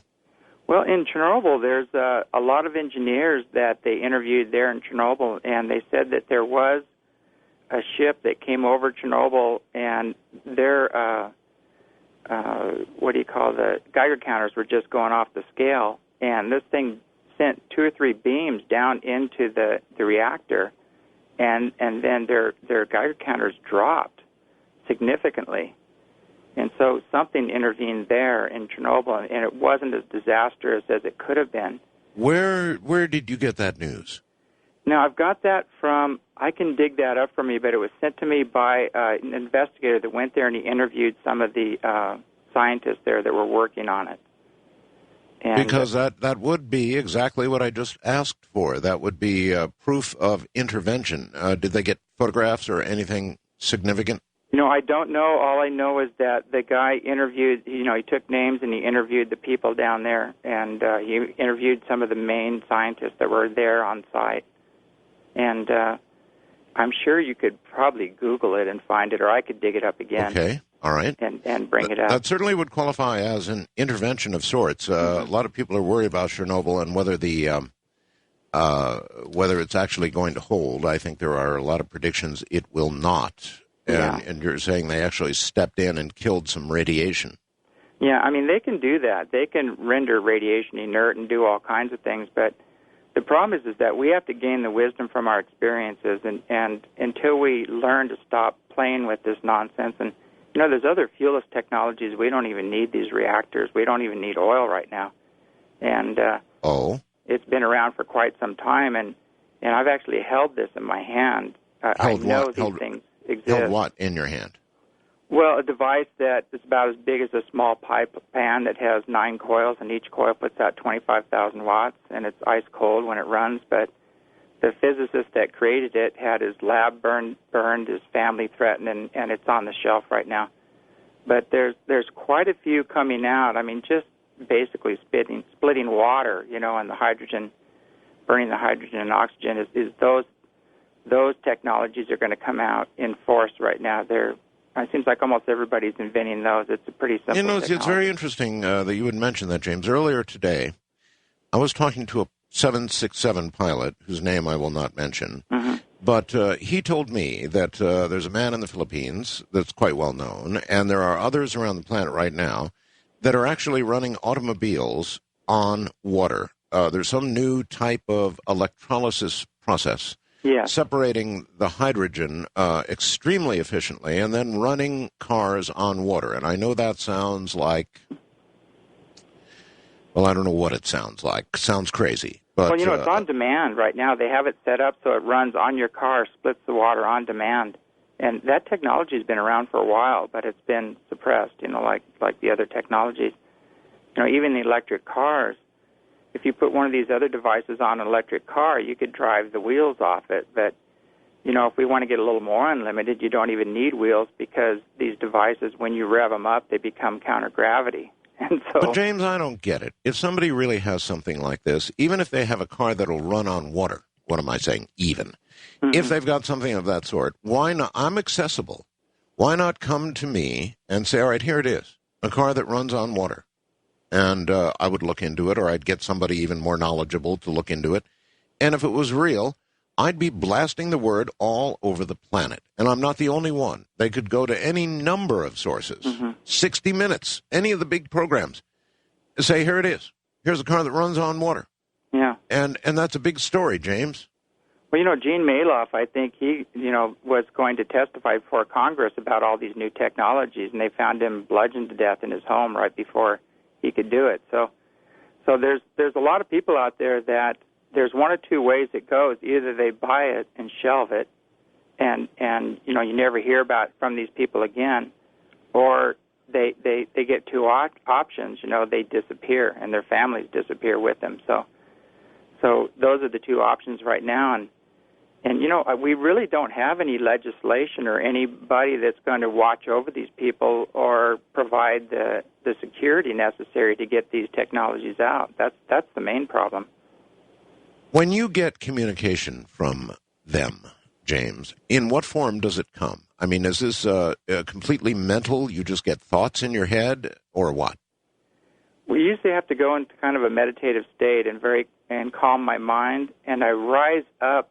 It's more of an emotion, and you focus on like love and joy and bliss, and you start merging with that energy, and then a communication starts coming. You have to rise to their frequency, and they will drop down a little bit, and so you kind of meet them halfway, and it's thought to thought is what it is. And now the interesting thing is that when they give me the information, we'll be out there with the cameras, and they're saying we're coming at 9 o'clock, and right at 9 o'clock they're there, and the cameras are rolling, and we have them on film. And just 2 nights ago, we have this place on the ranch. If you park your car there, it drains your battery. I don't know why, but everybody that parks there, you come out a few hours later and your battery's dead. So it's kind of like that Skinwalker Ranch. We have some pretty strange things here, but it's mostly positive. We don't have any real high strangeness. It's weird, but it's benevolent. And why then are there so many reports that come from people who have had one form of contact or another, and more than not, it's negative? I think the main problem is that the positive experiences don't get any press. It's like, they say that, the lie can travel, twice around the world before the truth has time to, tie its shoes. Boy, and that's no lie. Yeah, and everybody really wants to capitalize on the fear and suspense, and, Hollywood gets billions of dollars to, work off of that. So it's kind of sad. All the movies are programmed negatively, and even here in this area here, there was a lot of contacts even before I got here. And each case, when you read the encounter, the people either jumped in their car and sped off or they ran. And nobody really had the courage to just stand and say, what's up, why are you here? And that's what I've been doing, and I've been helping others to diminish the fear so they can actually have a closer experience. And it changes your life totally. When you see something, just from a distance, it puts you in a state of shock almost. And when they start coming in really close, people just freeze. It takes them a while to come out of it. Well, again, Steve Greer, Dr. Greer, has been using flashing lights, other things to attract them, to cause them to come closer, to initiate contact. And he's been doing that for years, and it works. And it's kind of the same sort of thing you're doing. You're using, you said, lasers. Yeah. So would you recommend that to an individual, aside from intent? You want contact, you're trying to rise to a higher level. I can buy into all of that. And then these flashing lights are things that you do to attract them. As the caller in the first hour I had, he said suddenly it came closer. That's no surprise to you, I guess, right? No, we do that constantly. We use lights or lasers, or it's mainly they know what's going on. If they're so advanced, they just scan your consciousness and they know what you're up to. But the flashing lights are giving them a signal that, hey, I want an experience. I want to see this closer. Maybe it's just more. It's just part of the intent. You're demonstrating something. So. Well, Stephen Greer actually came out here and he did his training. The ambassador training here, and we filmed 3 large triangles, and we lost count on how many ships came in. There's probably 30 ships came in while he was here. So. He's very well aware of the activity here, and his group is as well. Okay.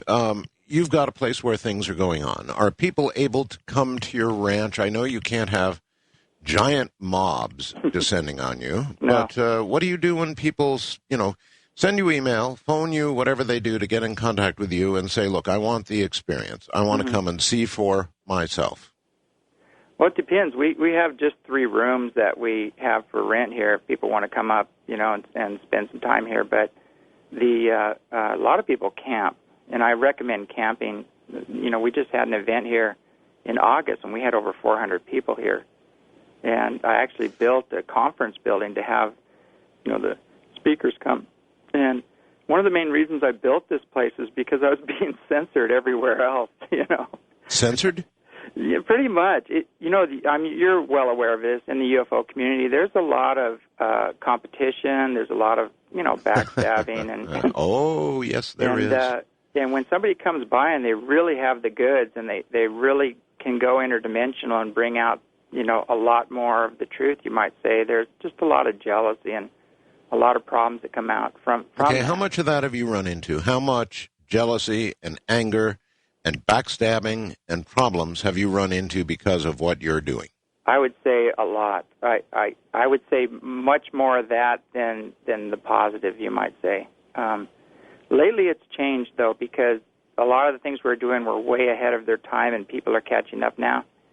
So there's a lot more support in this. And what's sad is the majority of the people are really good people. Wherever you go, just but when you move up the echelon into the higher levels, or the other people that have a gig that they have going, and they want to focus mainly on nuts and bolts or on abductions, or they want to make everything evil, all those groups, they get very upset when you step on their toes and you say, look, there's a lot more going on. There's something far beyond, this scenario. And so it's why do you think ufology eats its young this way? I gave a talk at the International UFO Congress there in Laughlin, Nevada, and that was one of the subjects I brought up. And, I told everybody, I said, nobody has the whole pie here. We all have a piece of the pie, and we're never going to get to the bottom of this until we put the whole pie out on the table and learn to cooperate and get along. And I got a standing ovation there, just by saying that, because people are tired of it. People are saying, look, how are we going to get along with these beings that are so much different than we are, and we can't even get along with each other? And it's very sad when you think about it, because, like the photos I put on your site, some beings look like we do, and then if you scroll down a little bit, you'll see another being there that has a robe, and his face looks pretty bizarre looking, and he's a very ancient one, very wise. And, these beings step out of these plasma fields. They're interdimensional beings for contact. And, most people would see them and would run because they can't sense the energy coming from them. They can't sense that they are extremely wise and loving and very powerful beings. So until we learn to accept, differences, that there are not just different colored beings on this planet, there's different colored beings on other planets, and some of them look totally different than we do. Some are very tall, some are very short. There's all kinds of different beings out there. Here's something I've learned, James. Maybe it'll enlighten you with respect to the flack you're getting, and that is, I don't participate in news groups, and the reason I don't is because they always start out with the very best of intentions. No matter what the subject is, it doesn't matter. They start out so well, but inevitably, as time goes on, and this is an absolute golden rule, it's just never broken. I don't care how good the topic is for the news group, it degenerates into personal attacks until finally whoever's running the news group can't stand it anymore, then throws somebody off, or throws several people off who are perceived to be causing trouble. And then, of course, that causes a fight because somebody says, well, that's censorship and you can't do that. Well, the person did it because they finally couldn't stand it anymore. And this just happens always, James. So when you get to a topic like ufology, which is already difficult, you're going to get that times 10. Oh, yeah. Yeah, I had a chat group that was attached to my website, and I canceled it. Yeah, well, there you go.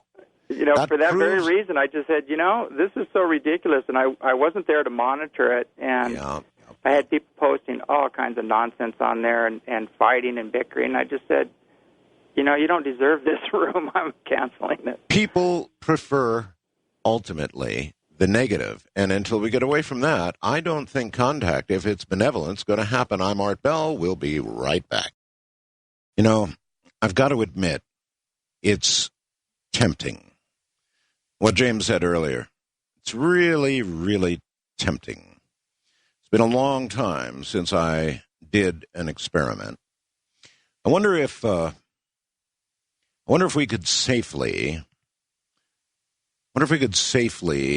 engage perhaps millions of minds and produce a vision in the sky.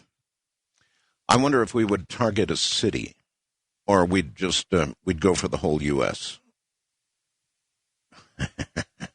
It's really something to think about, isn't it? If intent is what drives them, in quotes, and or brings them, then we could sure produce a lot of intent with just one more experiment, couldn't we? I'm trying to sit here and imagine how it could go wrong and reasons why we ought not do it. But if it's just to produce a mass sighting, then maybe. We'll be back in a moment. All right, let's play with the idea a little bit. James, if we decided to do an experiment, if we decided to attempt to engage perhaps millions of minds toward producing a really big event in the sky, would you target a specific area? Would you just send out a sort of a general message of intent that we're ready for a big show, or how would you do it? I'm curious. If we were to do such a thing, how would you want it done? I'd do it globally and then just watch the internet for all the reports to come flying in. I mean, it's just going to be exponential. I know they've been telling me between November and December there's just going to be no more doubt whatsoever. I mean, you'd have to be either in total denial or total ignorance to not know what's going on, because they're going to be seen everywhere. Do you think there would be a response to something like that? You know, definitely I do. If people went out there and just meditated and went out and had some clear skies and just put the intent out there that, send as loving thought as you can and put it out there and just say, help. I really want to experience this. Yeah. Do you see any downside to this? I don't anymore. In the past, that was a possibility, but now there's anything negative is being very monitored and watched, and if it's here at all, most of it's been given eviction notice, you might say. So.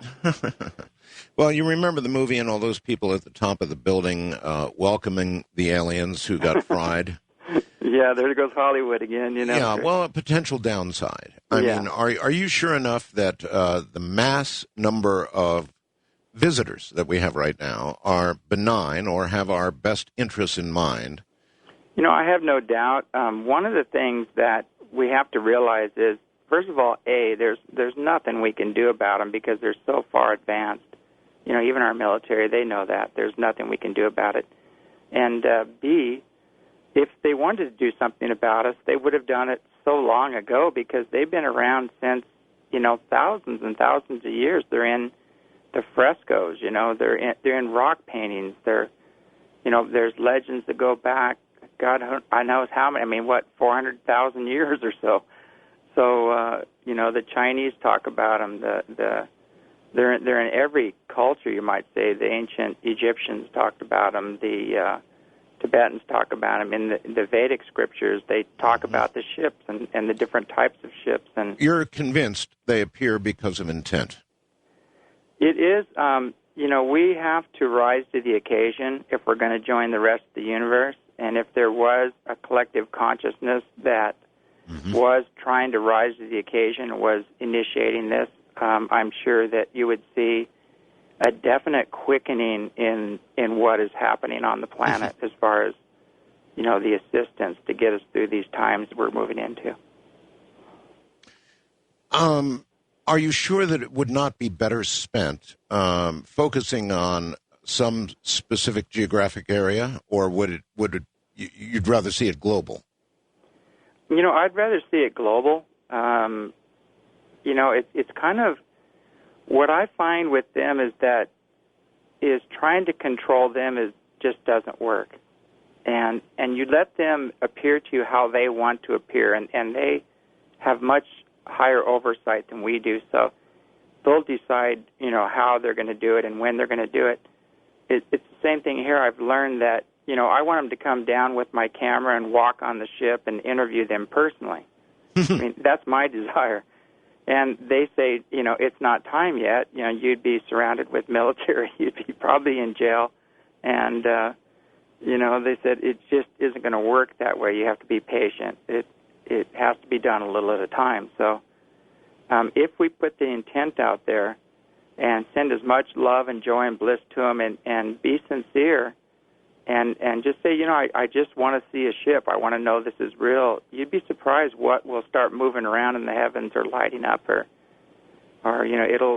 sometimes it'll happen when you least suspect it, but it will open the door for that to happen. I'm really desperately trying to think of what the downside to this might be, because I'm actively considering giving it a try, James. Mm-hmm. I think the downside is a lot of ignorance would fall on its face. Well, that's certainly not a downside from ufology's point of view. Yeah, well, the downside that a lot of newscasters would have egg on their face, and a lot of military people would go, "Damn! Now we've got to tell. Now we have to tell them the truth." That would be if our government has been hiding all of this, and in fact, if at any point the government cooperated with them and allowed them to take, citizens randomly and experiment on them, the repercussions of that would be politically horrible, James, just absolutely horrible. Well, we have to just move on. That they had their reasons for doing it, and at the time we were, on a war footage, and it was very dangerous times. And we're always on a war footage. Yeah, unfortunately, but hopefully we've evolved far enough to where we can greet this with a little higher consciousness and civility, and not be so primitive this time. All right. I might give this a try, James. I'm going to allow a little time to pass, a day or so. I want to get some emails. There's a lot of good intellects out there, and it's been a long time since I've done one of these experiments. And if it could go wrong, I want to know how before I do it. So, folks, I am actively considering this. I really am, because not only James, but Stephen Greer, others who have had frequent contacts with UFOs, who have actually almost produced UFOs on demand for witnesses, good, reliable witnesses. It's all in intent. And what are our experiments if not intent? So I would like to know, anybody willing to email me on the downside of this and the reason why I ought not do it now or forever hold your peace. I'm Art Bell at mindspring.com or artbell@aol.com. So, James, I may give this a shot. And I don't do it lightly. So so we'll see what happens. I'm going to want a report from you, and, of course, reports from everybody else as well. But if they're really out there in force, and I guess you're convinced there are many, many craft, is that correct? Oh, there's flotillas out there. They're they've seen thousands of craft in the air in Mexico, all in one sighting. Mm-hmm. So I mean, they're actually jockeying for parking space right now. So there's quite a few. They're gearing up for a major event here. All right. Are we able to detect them as our radar? We have these screens. We can track nuts and bolts in orbit around the Earth, that kind of thing. Our governments are well aware of all this, or they escape, they are invisible to that technology, or what? The governments around the world are very well aware of it, and a lot of radar is, the I don't know what you'd call it, footage or the reports or radar are being released right now where they have followed these. Now, also, too, the majority of these ships, the higher ships, are stealth, and there's no way we would even know they were there. Nothing shows up on radar, and they'll just be parked right there, So a lot of times there are no radar reports to, coincide with undeniable sightings, and it's because of their technologies. They can they can take their ships and move them out of any frequency, so nothing would be able to grab onto them or just move right through them. All right. If I do this, James, how would you recommend that I talk to everybody, to the audience, about how to aim their intent? Just loving, in other words, show yourselves, appear in our skies, and in a very loving way?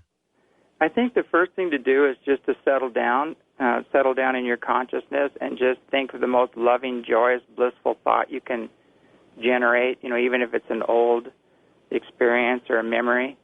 Yes. And then kind of attach that to the intent of wanting to contact. And it's very important that the mind in which you seek is the mind in which you're going to connect. So if you have a lot of fear and a lot of religious training where you think everything's demonic or the devil, then I wouldn't even participate in this experiment. Let's go ahead and touch on that. I've had a number of fast blasts about that, and there is that, James. In other words, you have contact. You have a lot of things that you've produced, a lot of witnesses, but how do you know, in the end, James, how do you know that what's contacting you and what you're seeing is not demonic?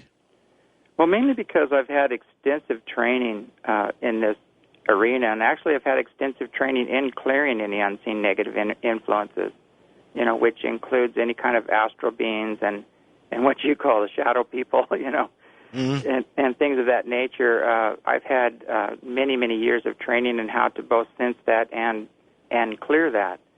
And so just due to the overall training and working with lamas and yogis and other masters, and even more even Christian-oriented people are moving in that direction. I think Billy Graham calls them God's other angels, and Catholic Church now is saying these are not to be demonized. This is just the greater family of man, and it gives, better credence to the magnificence of God, of the Creator, that, creation extends far beyond the earth. So most of the religious factions, other than some of the, we have fanatics, not just, in the Muslim countries, but we have them right here on, in good old America as well. And there's not too much you can do about that, because, they're seeking the devil. They're seeking the negative. And that's, I tell them, they said, how do I know? They'll ask me, how do we know you're not working with the devil? And I said, well, the devil's not even in my mind. You're focused on the devil, constantly, and so that's your experience. It's not even part of my reality. I don't. If we sent out a giant blast of intent, which is what I'm contemplating, James, how quickly do you think it would be reacted to? Probably almost immediately. You'd start to see things. You'd start getting all kinds of emails from people that, mainly if people walked outside to clear skies and did this and put the intent out, and just looked up in the sky for something anomalous to either power up or flash at them or start moving, and it may come as close as you're ready to have the experience. They'll scan you and say, well, this person's ready. You'll start having almost immediate call-ins. Just doing what we're doing right now with this going out to, 15 million listeners. People are already thinking about this. It's in their mind. I know. And they're learning that, hey, there's a greater family of man out there that loves us, that wants us to get through these times, that's here to help us. Just knowing this is making that a possibility. It's giving them the reference points to start thinking about this and looking up and start, trying to experience this greater family of man. And that alone is going to help generate, this reality. All right, James, let's try it. And let's try it at the top of the hour. What I'm going to ask people to do is when we break here at the top of the hour, if you're able to go outside, that's fine.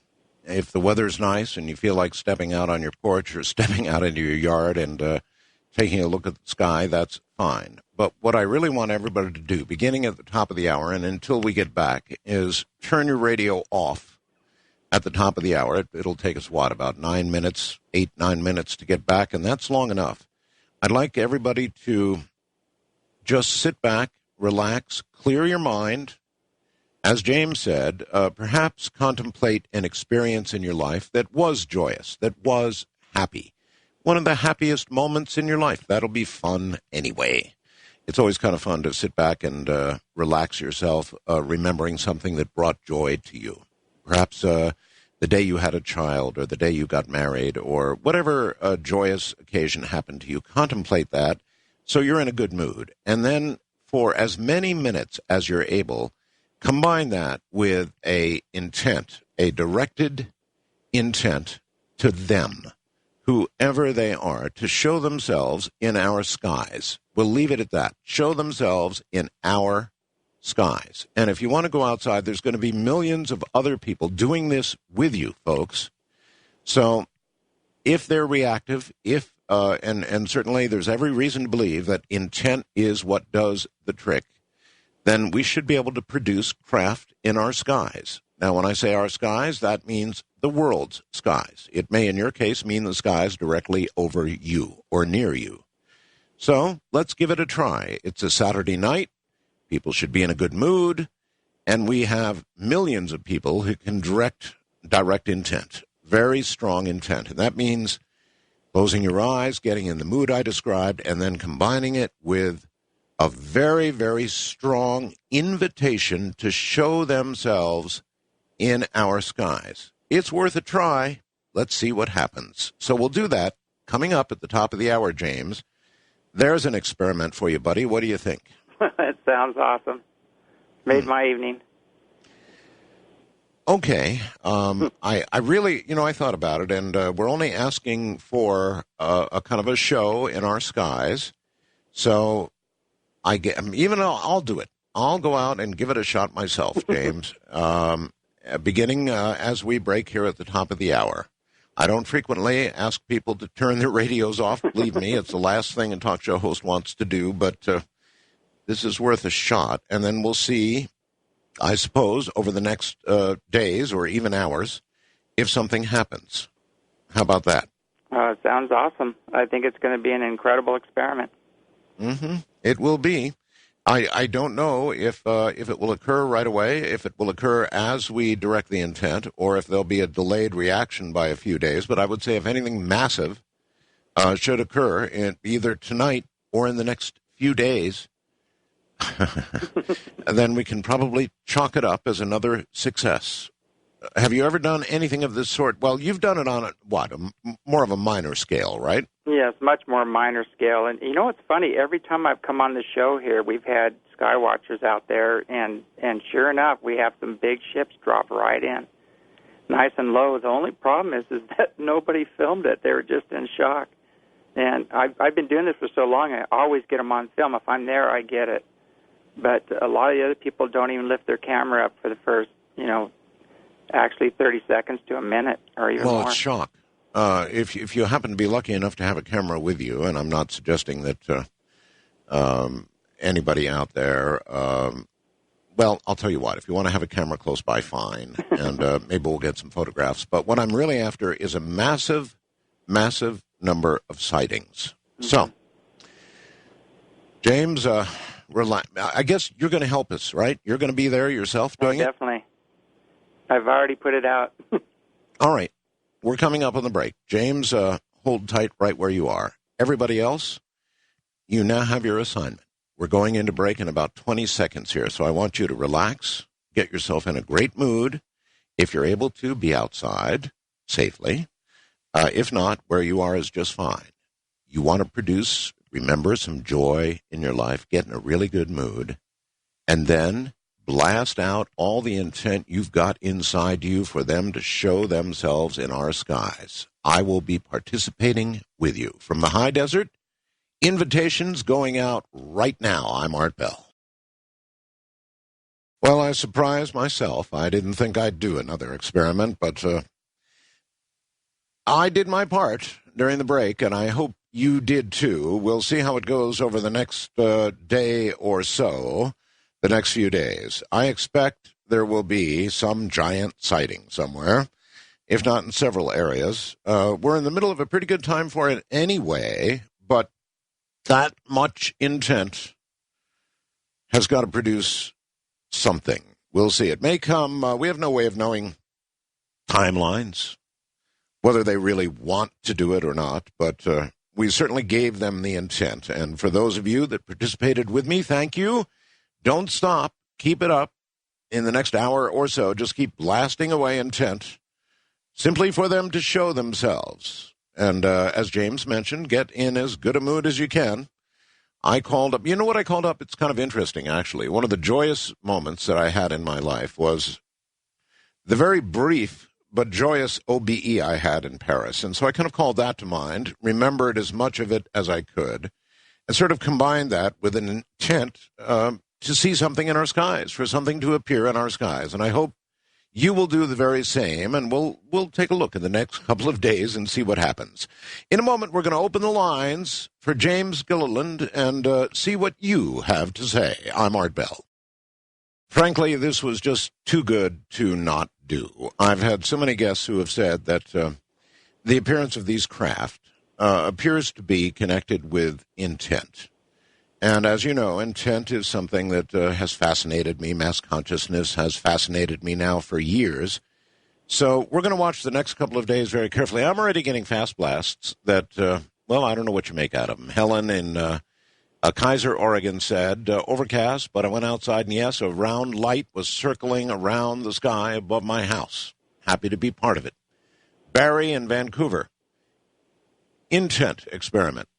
2 craft sighted over Vancouver, BC at 1:05 a.m. Bright white lights moving north to south, 20 degrees above the eastern sky, and many more like that. But I don't know, James. We'll have to see what comes of it. We'll watch the next couple of days very, very carefully and see what happens. I think you're going to get flooded. Well, I hope so. I really hope so. I mean, if it is really intent, then we're going to find out. No question about it. Listen, we got a lot of calls for you, so what do you say? Oh, it sounds great. Here it comes. Kent in Michigan, you are on with James Gilliland.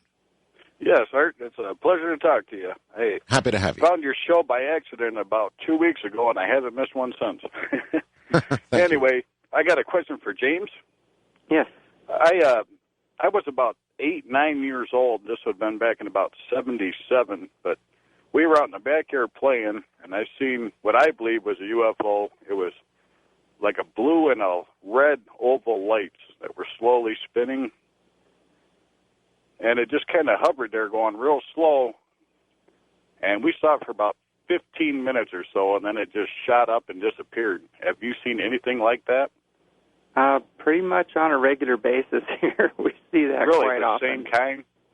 Yeah, we do. We see a lot of different types. We've seen blue ones, purple ones, pink ones, green ones, giant cylinders. We've seen triangles. We've got 3 or 4 of the massive triangle ships on film. Actually, I know, Art, you had one of those sightings, at least one. I certainly did. But we've got some really good footage of these ships, and people are trying to say that they're not satellites, that they're 3 satellites tethered together. But what we've seen here, there's no way it could be, because it turned around and went back the other way. Yeah, they tried to tell me it was swamp gas. But yeah, that was J. Allen Hynek's favorite. Yep. Okay, Kent, thank you very much. Listen, John and Lisa, and they give their last name in Saylorsburg, Pennsylvania, say, my wife and I are regular listeners. We took part in your experiment. We went outside, and we saw 2 lights in the sky, just incredible. These are big white lights. Glad to be a part of this. Now, these are beginning to flood in, and I only get samples, but I wonder what we've done here. Interesting. All right, I believe it's Solomon in Vancouver, BC. Oh, Vancouver, you're on with James. How are you doing, Art and James? As a matter of fact, I'm standing outside involved in the experiment, and I know that it's valid because 3 weeks ago I had a major vision that people all over the world were looking skywards, and there was all type of apparitions and UFO phenomenon taking place, but it had to do with the second coming of the Sacred Heart of Jesus Christ. and I believe that very, very firmly. Also, Art, I was on with you about 3 or 4 weeks ago, and I had made the prediction that your wife was going to have a baby girl.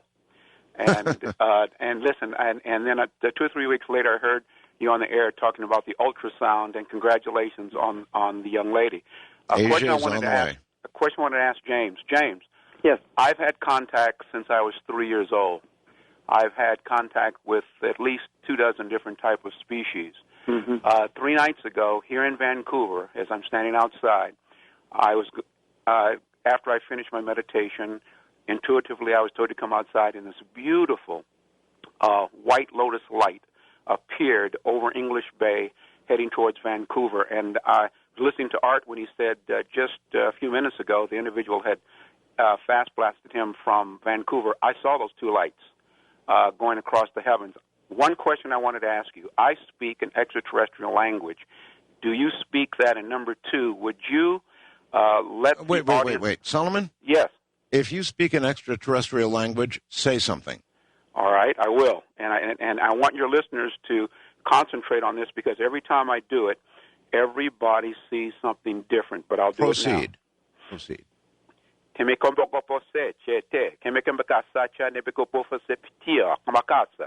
Seche kemukopukofo senchintia kapafa hasanchitihia bekamakatoshte hele kapatomokompapasa charkaredinga hasamochutu fosokapu tichia hastan tesitiampo kotobatiktiarias.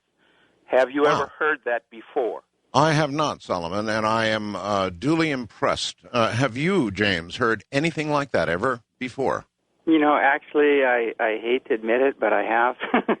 You have? I try to stay grounded with all this, but I have words like that coming into my head. I have no idea what they mean, but they come with a feeling. And while he was speaking, I was getting some chills down my back. I have no idea. You know, that was out of the blue. I decided to ask him to say something, and, obviously he was prepared, and it came out sounding not like any language I know, but sounding very specific, and wow. You know, most people just categorize this, in the nutcase category, but, unless you're sensitive and you have the inner sensitivity to spiritually discern, some of these things, and I'm one of them. People do stuff like this to me all the time. I go, well, that's really nice. Have a great day. But, I definitely felt an energy and a connection with that. And sometimes I hear that, but mostly my communication is thought to thought. And I get the information very clearly. But there is this strange language, very, very similar to what he was Whatever he did, it was impressive, James. All right, William in Kansas City, you're on the air with James. Excellent. Hey, James, how you doing? Doing great. Hey, got a quick sighting for you. I was in the Navy, and I'm a quartermaster. Are you familiar with that? Yes, huh? Okay, I was taking readings. It was late one night. We were off the coast of Vieques. Are you familiar with that? No, I'm not. It's that little island off of Puerto Rico that the military uses as a targeting range. There's a lot of sightings there. Yeah. Hey, I tell you what, we were about 25 miles just west of Vieques Island, and it was late. It was about 3 in the morning, and I was on watch. And, of course, quartermaster stay on the bridge, and there was a throbbing, it looked like to me, a throbbing blue light underneath the water. It was about a mile away, I guess. And under the water. Under the water, and it appeared to pulse in and out. I thought it was a buoy at first, and the closer we got to it, we noticed that it was underwater. And I asked the officer of the deck if there was any kind of submarine contacts, if there was anything under the water there. Nothing was on our charts, and it was very deep water there. And the officer of the deck seemed kind of freaked out about it a little bit. He just kind of shrugged it off. I couldn't even believe it. He was just like, he had talked about it for a second with me, but then he just disappeared, went inside the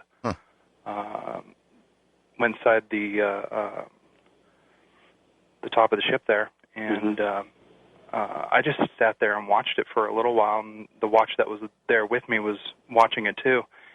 And I got on the ICAS. Are you familiar with that? It's like a heat sensing device. It's for watches. When people fall into the water, man overboard, we can find them really quick, or anything else that delivers heat. And I took a look at what it was underwater there, and it must have been about a half a mile away now. And I could tell that there was some kind of weird disc shape underneath the water. It just the very, very faint outline of it. There was some kind of heat signature it was giving off. And then it appeared to shoot some kind of lightning bolt underwater out of where it was. And the lightning bolt seemed to go underwater and light up these little orbs all around the ship. It was very strange. And they were still pretty far away. And this blue light underwater just kind of faded out, disappeared. But these other little orbs came out of the water. They were all different colors, red and blue and yellow. And then I logged it down in the book. I had to write something about it down. And all at once, they just disappeared. It was very, very strange. I've never seen anything like that before, and I knew how was your log? Not. How was your log entry received? I reported exactly what it was, and a strange thing about that, a couple years later, I went back to the logbooks to find it, and I couldn't find that page. All right. Well, kind of like the Roswell stuff, that sort of thing has a way of disappearing. This experiment is not over yet. We're going to try the same thing at the bottom of the hour, and then we're going to watch the next few days ahead of us, not only tonight, but the next few days ahead, and we're going to see what happens. And what I'm asking is that as many of you who listen to me, and as many of you who believe that there really is something to all of this, and that intent really does mean something, and I believe that it does. I surely believe that. I want you at the bottom of the hour to do as you did at the top of the hour and just blast out intent to show themselves in our sky. Now, getting in a good mood and remembering a great a time in your life, putting yourself in an excellent mood is a good idea. But most of all, I want you to blast out intent to show themselves in our skies, and we'll see what happens. Michael in Norfolk, Virginia, you're on the air with James. Yes, thank you. I'm against this for the following reason. I don't think a reasonable person puts out a message on the Internet telling strangers to stop by his house and fill his living room and his bedrooms and so forth. And in the same sense, this is our earthly home, our planetary home. And to put out on the Internet of the universe an unspecific invitation to whoever's out there to come on in and make themselves at home is very, very unwise. You're worried about it, huh? Well, it's just completely unwise. And I'll tell you, there's another aspect to this. We are told in history that there is one man in history who has demonstrated himself as a mediator between earthlings and heavenly beings, and he is the Messiah of Israel. And if we want intervention, we should ask for that intervention to come in his name, through him, and by him, and not by any other. Well, we didn't specify any intermediary, Michael. We just asked that we get a show in our skies. And I have this kind of odd feeling that we're going to get it. And I don't think that it's going to be anything all that awful. I think it's just, in fact, what it really already is a bunch of sightings. We're getting all kinds of sightings. So we'll see. We'll see as the next couple of days go on. In Manhattan, Kansas, it's Jeff for James. Hey, guys. I just want to let you know, first of all, it's about 20 degrees here. Cold, but I went out, my wife and I, and we had some pretty powerful halogen lights. And I got out there first, and for some reason a large yellowish white light caught my eye, and I flashed light at it a couple times and hollered at my wife. She walked out the door, and this blue plasma-colored ball shot right over the top of our heads and over our house. Really? It was crazy. Yeah. You're not kidding? No, I'm not kidding at all. Is your wife? Wait a minute. It didn't look like the size of a bowling ball, but it looked like it was only 15 or 20 feet up. Is your wife available? Yeah. Put her on. Okay, hang on. You know, Art, they've done that here quite a bit. Yeah, well, I've got to hear this. Yeah. He wants to talk to you. I'll tell you a story afterwards about that. All right. Here, she's in the other room listening to the radio. Here. Yeah, that's all right. Hello. Hi, and what's your first name? Shauna. Shauna, yeah. You went out with your husband, and you saw what? He said he saw something. He yelled at me to come out, and just a bright flash, streaked right over the house. And you saw it. You saw it as well. Yeah. And I don't know if I can ask him if like a falling star or a shooting star or something like that. It could actually be, could have been a UFO.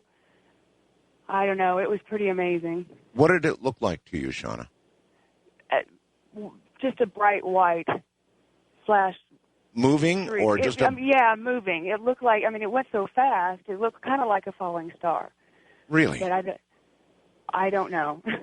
All right, Shauna, I want to thank you and your husband. It's really great to have a couple of people on saying the same thing, particularly in an instance like this. Well, we listen all the time, and this was just, it was pretty amazing. This is amazing. Yeah, Shauna, all right. Shauna, thank you. I tell you what, no, hold on. Put your husband back on. Okay. It sounds like he saw just a little bit more than Shauna, but Shauna verifies what he saw. So let's get him back on the line. And get ready, because we're going to continue. Hi there. Hi. All right, so you apparently saw the first part of this, or in other words, there was enough time for you to call your wife, and she saw the same thing, or what? The initial thing I saw was huge up in the sky, like it could have been a planet or something. And I flashed my light at it twice and hollered at her, and within 3 or 4 seconds, that bluish-colored plasma ball shot right over the top of our heads. And the property we own is about 800 feet above the valley surrounding. All right, buddy, I've got to split. I am sufficiently impressed. All right, we're coming on another break right now. So here's what I want everybody to do. We're not done. This is one of our serious experiments. It's been years since I've done one. Please take a moment, remember a joyous moment in your life, and then combine it with all the intent you've got in your mind and soul for something to show itself in our skies. And if you want, go take a look. Intent is focused energy, and we're sending it out right now. With millions of you hanging on it, I'm Art Bell. Here I am. Well, the reports I'm getting are amazing enough now. We'll have to wait and see. This is the power of intent is something that we have that is separate from all else. It's separate from governments. It's separate from the power they have. It's separate from, well, everything. It is a power unto itself, and I firmly believe that it's real. Focused intent for something to show in our skies. We'll watch the next few days very carefully, but the reports coming in are amazing. Now, yes, I did get one. Let's see, I saw one here. Yeah, here it is. They want, Dave in Moore, Oklahoma, wants me to report that he saw nothing. But that's one out of about 50 so far. Only so many of these fast blasts can come through. But there, Dave, I reported that for you. For everybody else, we'll kind of see how it goes as time goes on. It's been a lot of years since I've done one of these experiments, and it's not over yet. James Gilliland, back with you on the phones in a moment. Well, James, here's somebody calling us loons. The both of us, actually. You're a loon, and I'm a close second. Well, I've got a feeling that we're going to produce some results here. I don't know if they're going to happen right away, as many of these fast blasts would indicate, or if it'll be in the next couple of days. My experience with these experiments previously was that in an hour or two, generally, it started to produce results. Now, we'll see. Let's go back to the phones. And first-time caller line, Robert in Stockton, California. You're on with James. Hi, James. Hi, Art. And first I wanted to say, Art, I commend you for doing this experiment. I've been praying for a long time that you would do this very experiment. And, yes, us New Agey people, we do believe in the teachings of Jesus. Anyway, I have an experience. Last September, my wife, Charlotte, and I stayed at James's place. Oh. And we saw, probably 15 to 20 ships, on average each night that we were there. And the last night that we were there, we had a wonderful night with James and his family, I would say, there. And then we went back to our campground, just my wife and I. And she went into the tent to read, and I laid there in my chair, and I did exactly the experiment we're doing tonight. I laid there with simple, focused intentions, and I thought exactly the way we're doing tonight. Suddenly, right above the ranch, a light flashed. And then it flashed again, and I had a little laser in my pocket. And so I pulled the laser out, and I flashed the laser 3 times. The light flashed back 3 times. Well, needless to say, I got pretty excited at that point. So I called to my wife to get the camera. She came out there, and she handed me the camera, and she was watching. She saw the light flashing, too. I flashed again 3 times. It flashed back 3 times again. So I grabbed the camera, little instant camera, and she was watching the area up there, and I started snapping pictures of that area, and she started getting really excited because she said whatever was up there flashed at exactly the moment that I was flashing the camera. And I got 2 very nice pictures of something up above the ranch there. The problem, Robert, is that, as we discussed earlier, taking a photograph of a light, no matter how impressive it is to your eye, is never transformed well to a camera. I mean, you're taking a picture of a light against a very dark black velvet sky, basically, with the camera. You're absolutely right. So you get a picture of a light. The only thing that I could say to that, Art, is that I don't care what anybody thinks. It was the experience that I took home, that I felt that something connected with me. It felt my intention, and it tried to communicate back with me. And people can naysay all they want. I have that for my own. And my wife saw it herself with her very eyes. And I can't recommend this ranch more. James was a wonderful host. This was a great place to stay. If people are in doubt, they need to go visit. Take the opportunity. Seth Shostak from SETI. Go to the ranch.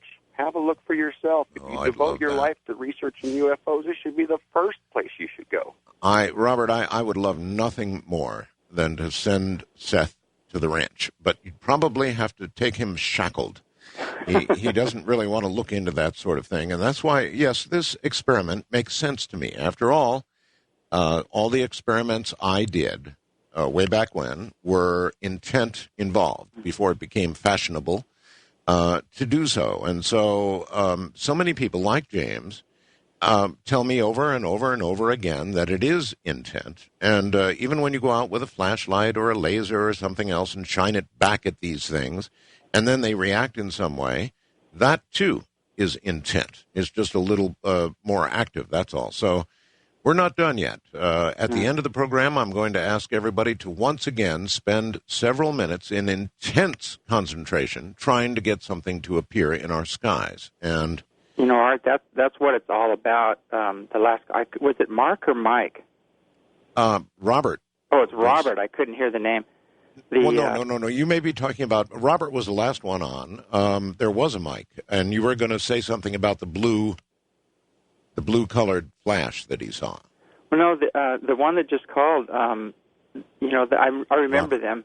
Robert. They had quite an experience, and I mean, they were blown away by it. But the whole important thing about this is personal experience. It's not a matter of trying to prove it to the world. It's the people who really want to have the experience. They come here, and it's theirs. They take it home with them, and that's the only way to do this. It's not a matter of trying to prove it to the disbelievers or the skeptics or the debunkers. People come here and they have their own personal experience, and it's real for them. I know, and you can't, and there's no way that will be taken away from that person, as I had my very, very close-up sighting. People can doubt all they want. I know what I saw. Vince in Seattle, Washington, you're on with James. Art, it's a pleasure. Number one, I'd like to say something to Art and then ask a question of James. Sure. Art, number one, I would like to see this experiment done again, but I would hope that you could do a live remote on a Saturday and Sunday night at the sanctuary and have people actually focus their attention on the sanctuary itself to see what might happen. I would think that would be very, very interesting. Well, indeed. I'm sure it would. You're welcome anytime, Art. George, too. And James, hi, my name is Vince. My son and I, we both went to the conference last August. I was the guy that wore the dark glasses. You have a beautiful picture of me on your website under the orbs. Okay, great. Orbs are everywhere around there. It's just a beautiful thing. The question I have, though, James, is that I know that you'll be going with Brooks on this expedition to the North Pole later this year in September, October, I understand. Really? And now, are you going to have another conference there this summer prior to that expedition? We are. We're having another major conference July 6th through 8th. And actually, Brooks is going to be one of the speakers, and quite a few others. We have a really good lineup. Are you going to the North Pole, James? I haven't completely decided yet. They want me to go as kind of a, one of the people to, tap into the beings to gain entrance. So I've been contemplated. I was invited to go. We'll see how it all turns out. A lot has to do with the funding that Brooks Agnew is trying to get together. He has a Russian ship. It's an icebreaker that has the ability to go all the way there. It has the fuel capacity and everything else. But Dr. Sala was with Exopolitics is also involved. There's several other people that are all invited to go, and we'll just see how it pans out. Okay, we'll see what happens. Tracy in Minnesota, you're on with James Gilliland. Hi. Hi. Hi, Art. This is a definite honor. First of all, I just want to let you know that I did go outside, and it's really foggy out here in Minnesota, and so I was like, I'm probably not going to see much. But what I did notice, and it wasn't anything very, very, definite, but it was, bright sprinkles in my peripheral, and it was kind of weird because I thought it was the snow, but it was way, way up, and it was just it kept blinking. And so I don't know. But I do have a question for James. Yes. Okay, you mentioned really early on in the interview about somebody getting beamed with a light in their chest area. Yes. Well, I had a dream about a month ago, and I've never, ever, ever had any dreams about any UFOs or any type of alien type of dreams. And I just found that it was vivid, it was real, but it was me and a bunch of people, and we were underneath this UFO, and it was hovering, and I was watching everybody line up to go position themselves under some sort of area for them to get beamed, and this light just went right in the chest and would bring them to their knees. Mm-hmm. And then when it was my turn to get this beam of light in my chest, I had felt this telepathic message. I didn't hear words, but it was telepathic, and it was just we don't need to give it to you. You already have it inside you. Mm-hmm. And I was just baffled. I just wanted to know if you have anything to say about that, what you think that is? Well, I actually got beamed in the chest myself, and 3 golden balls of energy came down, and it left a burn mark on my chest. Oh, my gosh. But Brooks Agnew, Dr. Agnew also was here, and he had a very similar experience, and they're completely life-changing. Wow. And there's an incredible transference of consciousness and energy, and after the experience, I had full memory of much of my past, past lives, and some of them weren't even on this planet. And so, it completely changed my life when I had the experience. What do you think that's saying when I dream it, but I didn't have the physical experience like you? Because I'd never even heard of that. It could be recall, like a past recall. It could be an interdimensional experience where you went out of body and had an experience. There's many, many different ways that could have unfolded. Wow. Okay, cool. Thank you. No, thank you. Okay. Thank you, Tracy, and take care. I believe from San Francisco, California, it's Angela. Hi. Thank you, and many blessings. Much love to Art and James and everyone out there. Thank you. I wanted to ask James to please clarify what he means by plasma and plasma ships. I'll give a little bit of background. Back in 2003, I saw the astronauts on the Columbia ship either in a dream or some type of out-of-body experience. And they were watching something. When I woke up, that's when I heard about the explosion and the loss. So I've been trying to figure that out ever since. And I'd like to hear James' thoughts on plasma and if that was at all connected or what he thinks happened to those astronauts in Columbia. I don't think it had a connection with the plasma ships because they're extremely benevolent beings. They're some of them that are on these golden ships come from Orion. It's like an Orion Council of Light, and J.J. Hurtak talks quite a bit about those. They're in the Bible as well. They talk about the Orion and Pleiades systems. So, going back to one of the other callers, they assume that we're not connected, to God or Jesus or the other masters, but it's all connected.